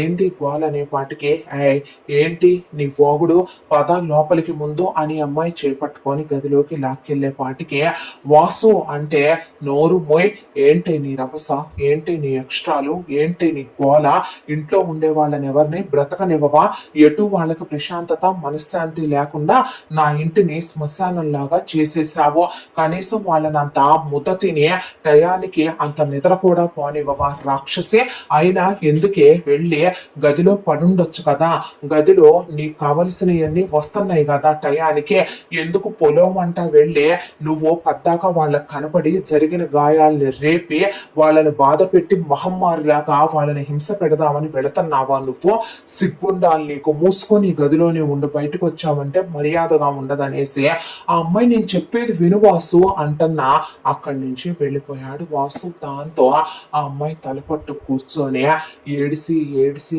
ఏడిసి నాకు పట్టిన లాంటి గతి కర్మ ఎవరికి పట్టకూడదు, ఈ రోజుకి పెళ్ళై 3వ రోజు, అసలు ఏం జరిగిందని ఆ అమ్మాయి నువ్వు దోషిలా ముద్దాయిలా వీళ్ళు చూస్తున్నారో ఆ అమ్మాయికి అర్థం కాక అసలు ఏం జరిగింది, ఎందుకు ఇలా మాట్లాడుతున్నారు, ఎందుకు అలా ఉంది, వీళ్ళందరూ ఎందుకు అలా శపిస్తున్నారు, ఏం చేసిందని వాసు అలా చేస్తున్నాడు అనేది ఆ అమ్మాయికి అసలు ఎక్కలేదు. దాంతో అలా కూర్చుందే, రోజు రాత్రికి రావటం, తెల్లవార్లు వాసు ఆ అమ్మాయితో క్లోజ్ అవటం, ఆ తర్వాత నెక్స్ట్ డే వాసు ఆఫీస్కి వెళ్ళిపోవటం, ఇక ఇంట్లో వాళ్ళతో 2-3 సార్లు మాట్లాడాలనుకున్న ఆ అమ్మాయిని అసహించుకొని నానా మాటలు అని నానా తిట్లు తిట్టేసరికి ఆ అమ్మాయి గదిలో నుంచి బయటకు వెళ్ళటం మానేసి గదిలోనే ఉండటం మొదలు పెట్టింది. ఆ తరువాత ఇలా ఒక 4-5 రోజుల కాలం గడిచిపోయిన తర్వాత ఒక రోజున వాసు వాళ్ళ బాబాయ్ కూతురు ఒక పిల్ల ఇంట్లో తిరుగుతుంది. ఆ అమ్మాయి పేరు దీప్తి. ఆ పిల్ల ఒక ఇంటర్మీడియట్ చదువుకునే వయసున్న పిల్ల.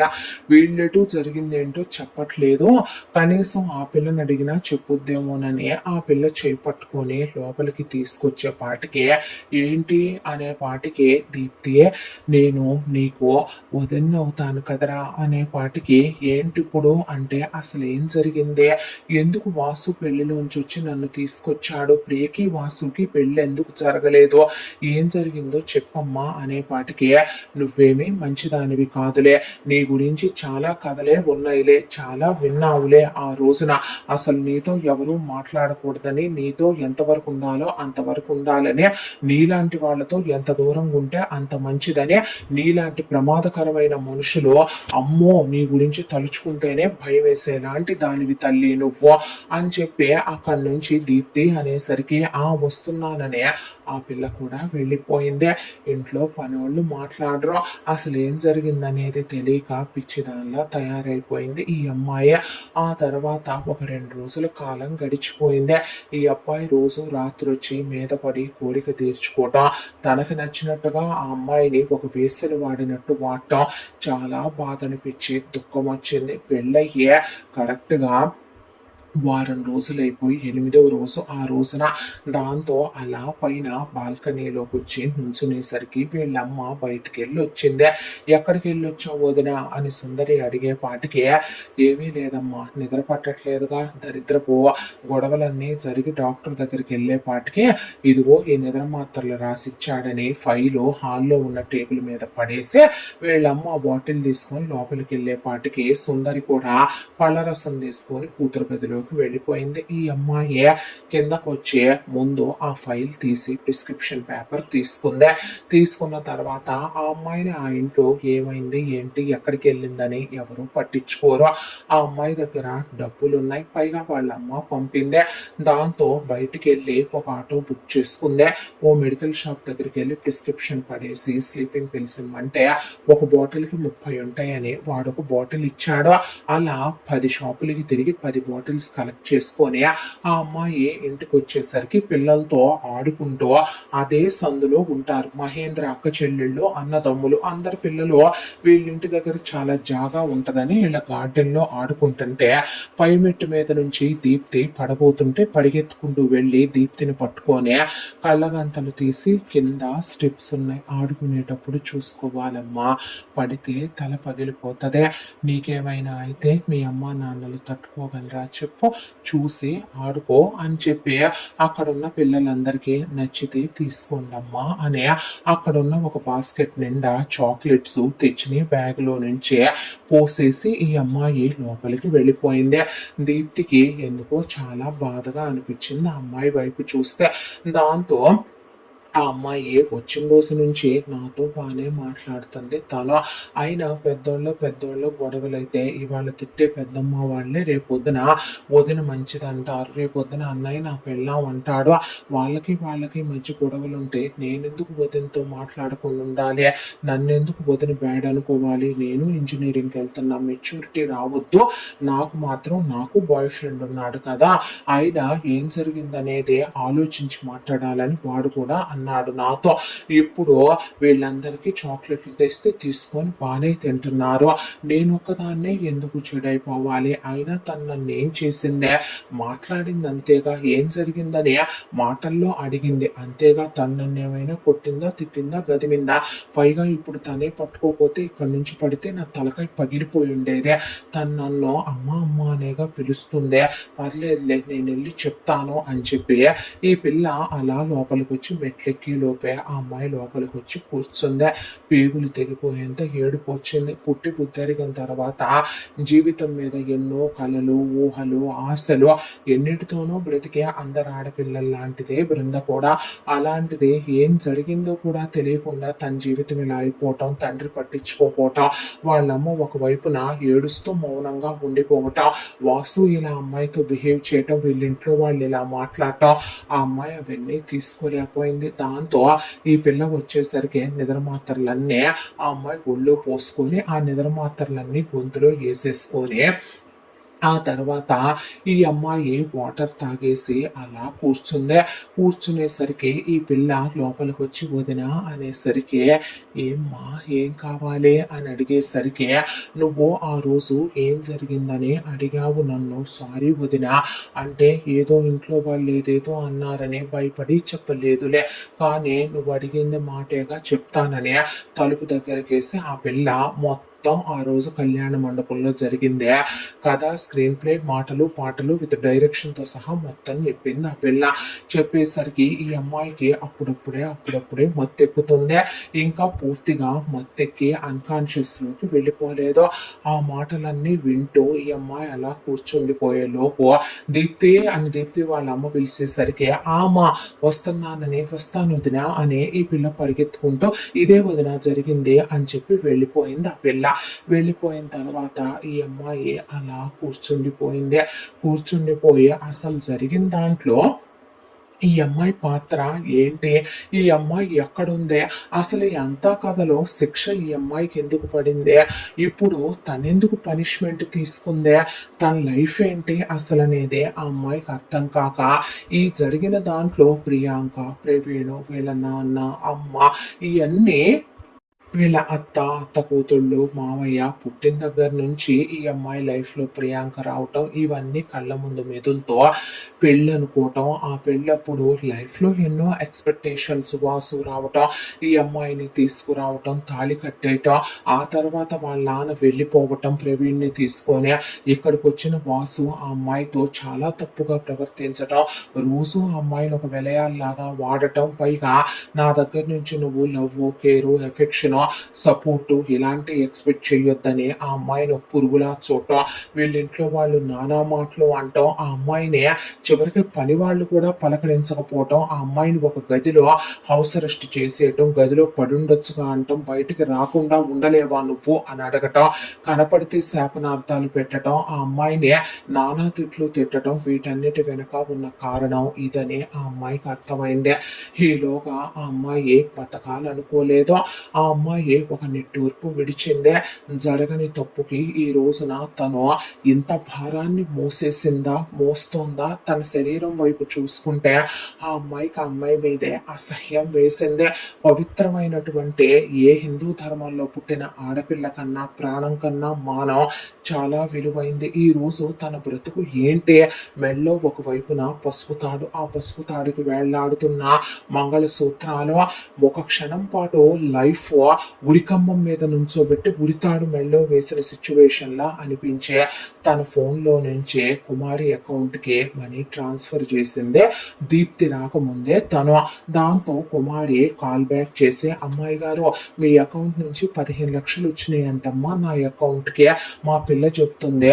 అమ్మ పొరపాటున ఏమైనా పడ్డాయా అంటే, లేదు కుమారి నేనే వేశాను, నీ పిల్లల్ని చదివించుకోవాలన్నావు కదా, బంగారం బ్యాంకులో ఉంది విడిపించుకోవాలన్నావు కదా, ఇల్లు పాడైంది బాగు చేయించుకోవాలన్నావుగా, పిల్లాడు కాలేజీకి వెళ్ళటానికి పిల్లకి ఇబ్బంది పడుతున్నారు, వాడికి బైకు దానికి స్కూటీ తీసుకోవాలన్నావుగా, తీసుకో కుమారి అనే నేనే ఇచ్చాను 15 లక్షలు నీకు అనేపాటికి, అమ్మాయి గారు అనే కుమారి పెద్ద పెద్దగా ఏడుస్తుంటే, ఎందుకే ఏడుస్తావు అనేపాటికి, నేను డబ్బులు కక్కుర్తుపడి మీకు అన్యాయం చేశానమ్మా, పెద్ద పాపం చేశాను, నన్ను మీరు నరికి పోగులు పెట్టినా కూడా తప్పు లేదు అమ్మాయి గారు, అసలు ఏం జరిగిందో తెలుసా అమ్మాయి గారు అని చెప్పి మీ దగ్గర పెద్ద నిజం దాచానండి అనే కుమారి ఆ అమ్మాయికి వరుసగా జరిగిందంతా చెప్పుకొచ్చింది.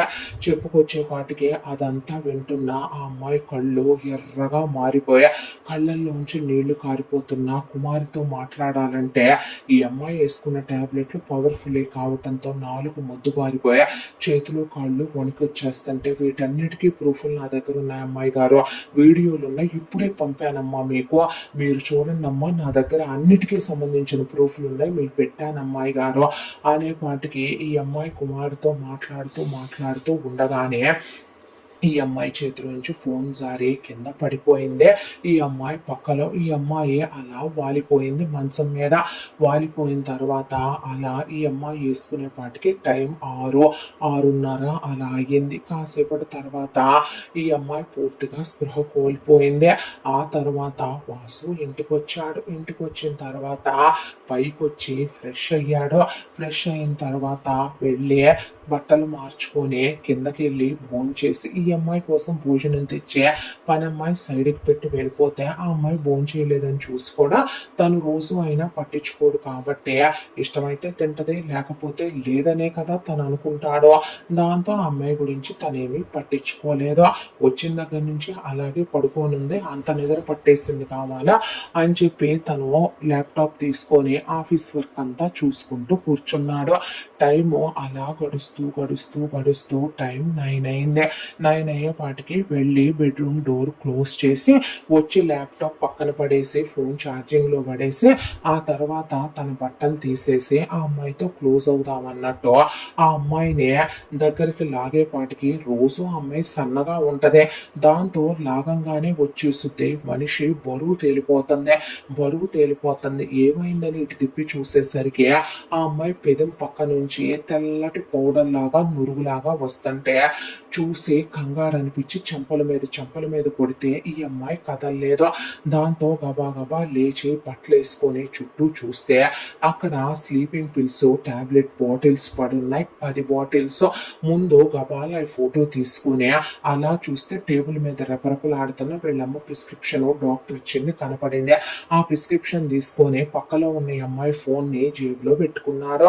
పెట్టుకున్న తర్వాత గబా గబా ముందు డోర్ ఓపెన్ చేసి ఈ అమ్మాయిని ఎత్తుకొని కిందకి తీసుకొస్తే ఏమైందిరా అనే పాటికి స్లీపింగ్ పిల్స్ మింగింది. అనేసరికి ఎందుకంట మహారాణి గారికి ఏం తక్కువైందని, ఇక్కడ ఏం తక్కువ చేస్తున్నారని, ఇక్కడ తిన్నదే అరగట్లేదు కావాలా, ఇంకా ఏం కావాలో, ఇంకా ఎన్ని కుంపలు పోల్చాలో, ఇంకా ఎంతమంది బతుకుల్లో నిప్పులు పోయాలో అన్ని కాళ్ళ దగ్గరికి అందుతున్నా కూడా చాలక ఇలాంటి ఇంకా ఎన్నెన్ని చేస్తారో అనే వాటికి ఆ అబ్బాయి అమ్మా అని గబగబా వెళ్ళి అమ్మాయిని కారులో పడుకోబెట్టుకొని హాస్పిటల్ బయలుదేరితే వెళ్ళకపోతే బాగోదనే దాంతో ఈలోగా సుందరి, సుబ్బారావు, ప్రియాంక ఒక్కారులో, వాసు వాళ్ళ అమ్మా నాన్న ఒక్కారులో హాస్పిటల్ దగ్గరికి బయలుదేరుతూ అదే సందులో మహేంద్ర వాళ్ళ బంధువులు ఉంటారు కాబట్టి వాళ్ళందరూ తలా ఒక కారు వేసుకొని వెనకాల 10 కారుల్లో వాళ్ళు బయలుదేరారు.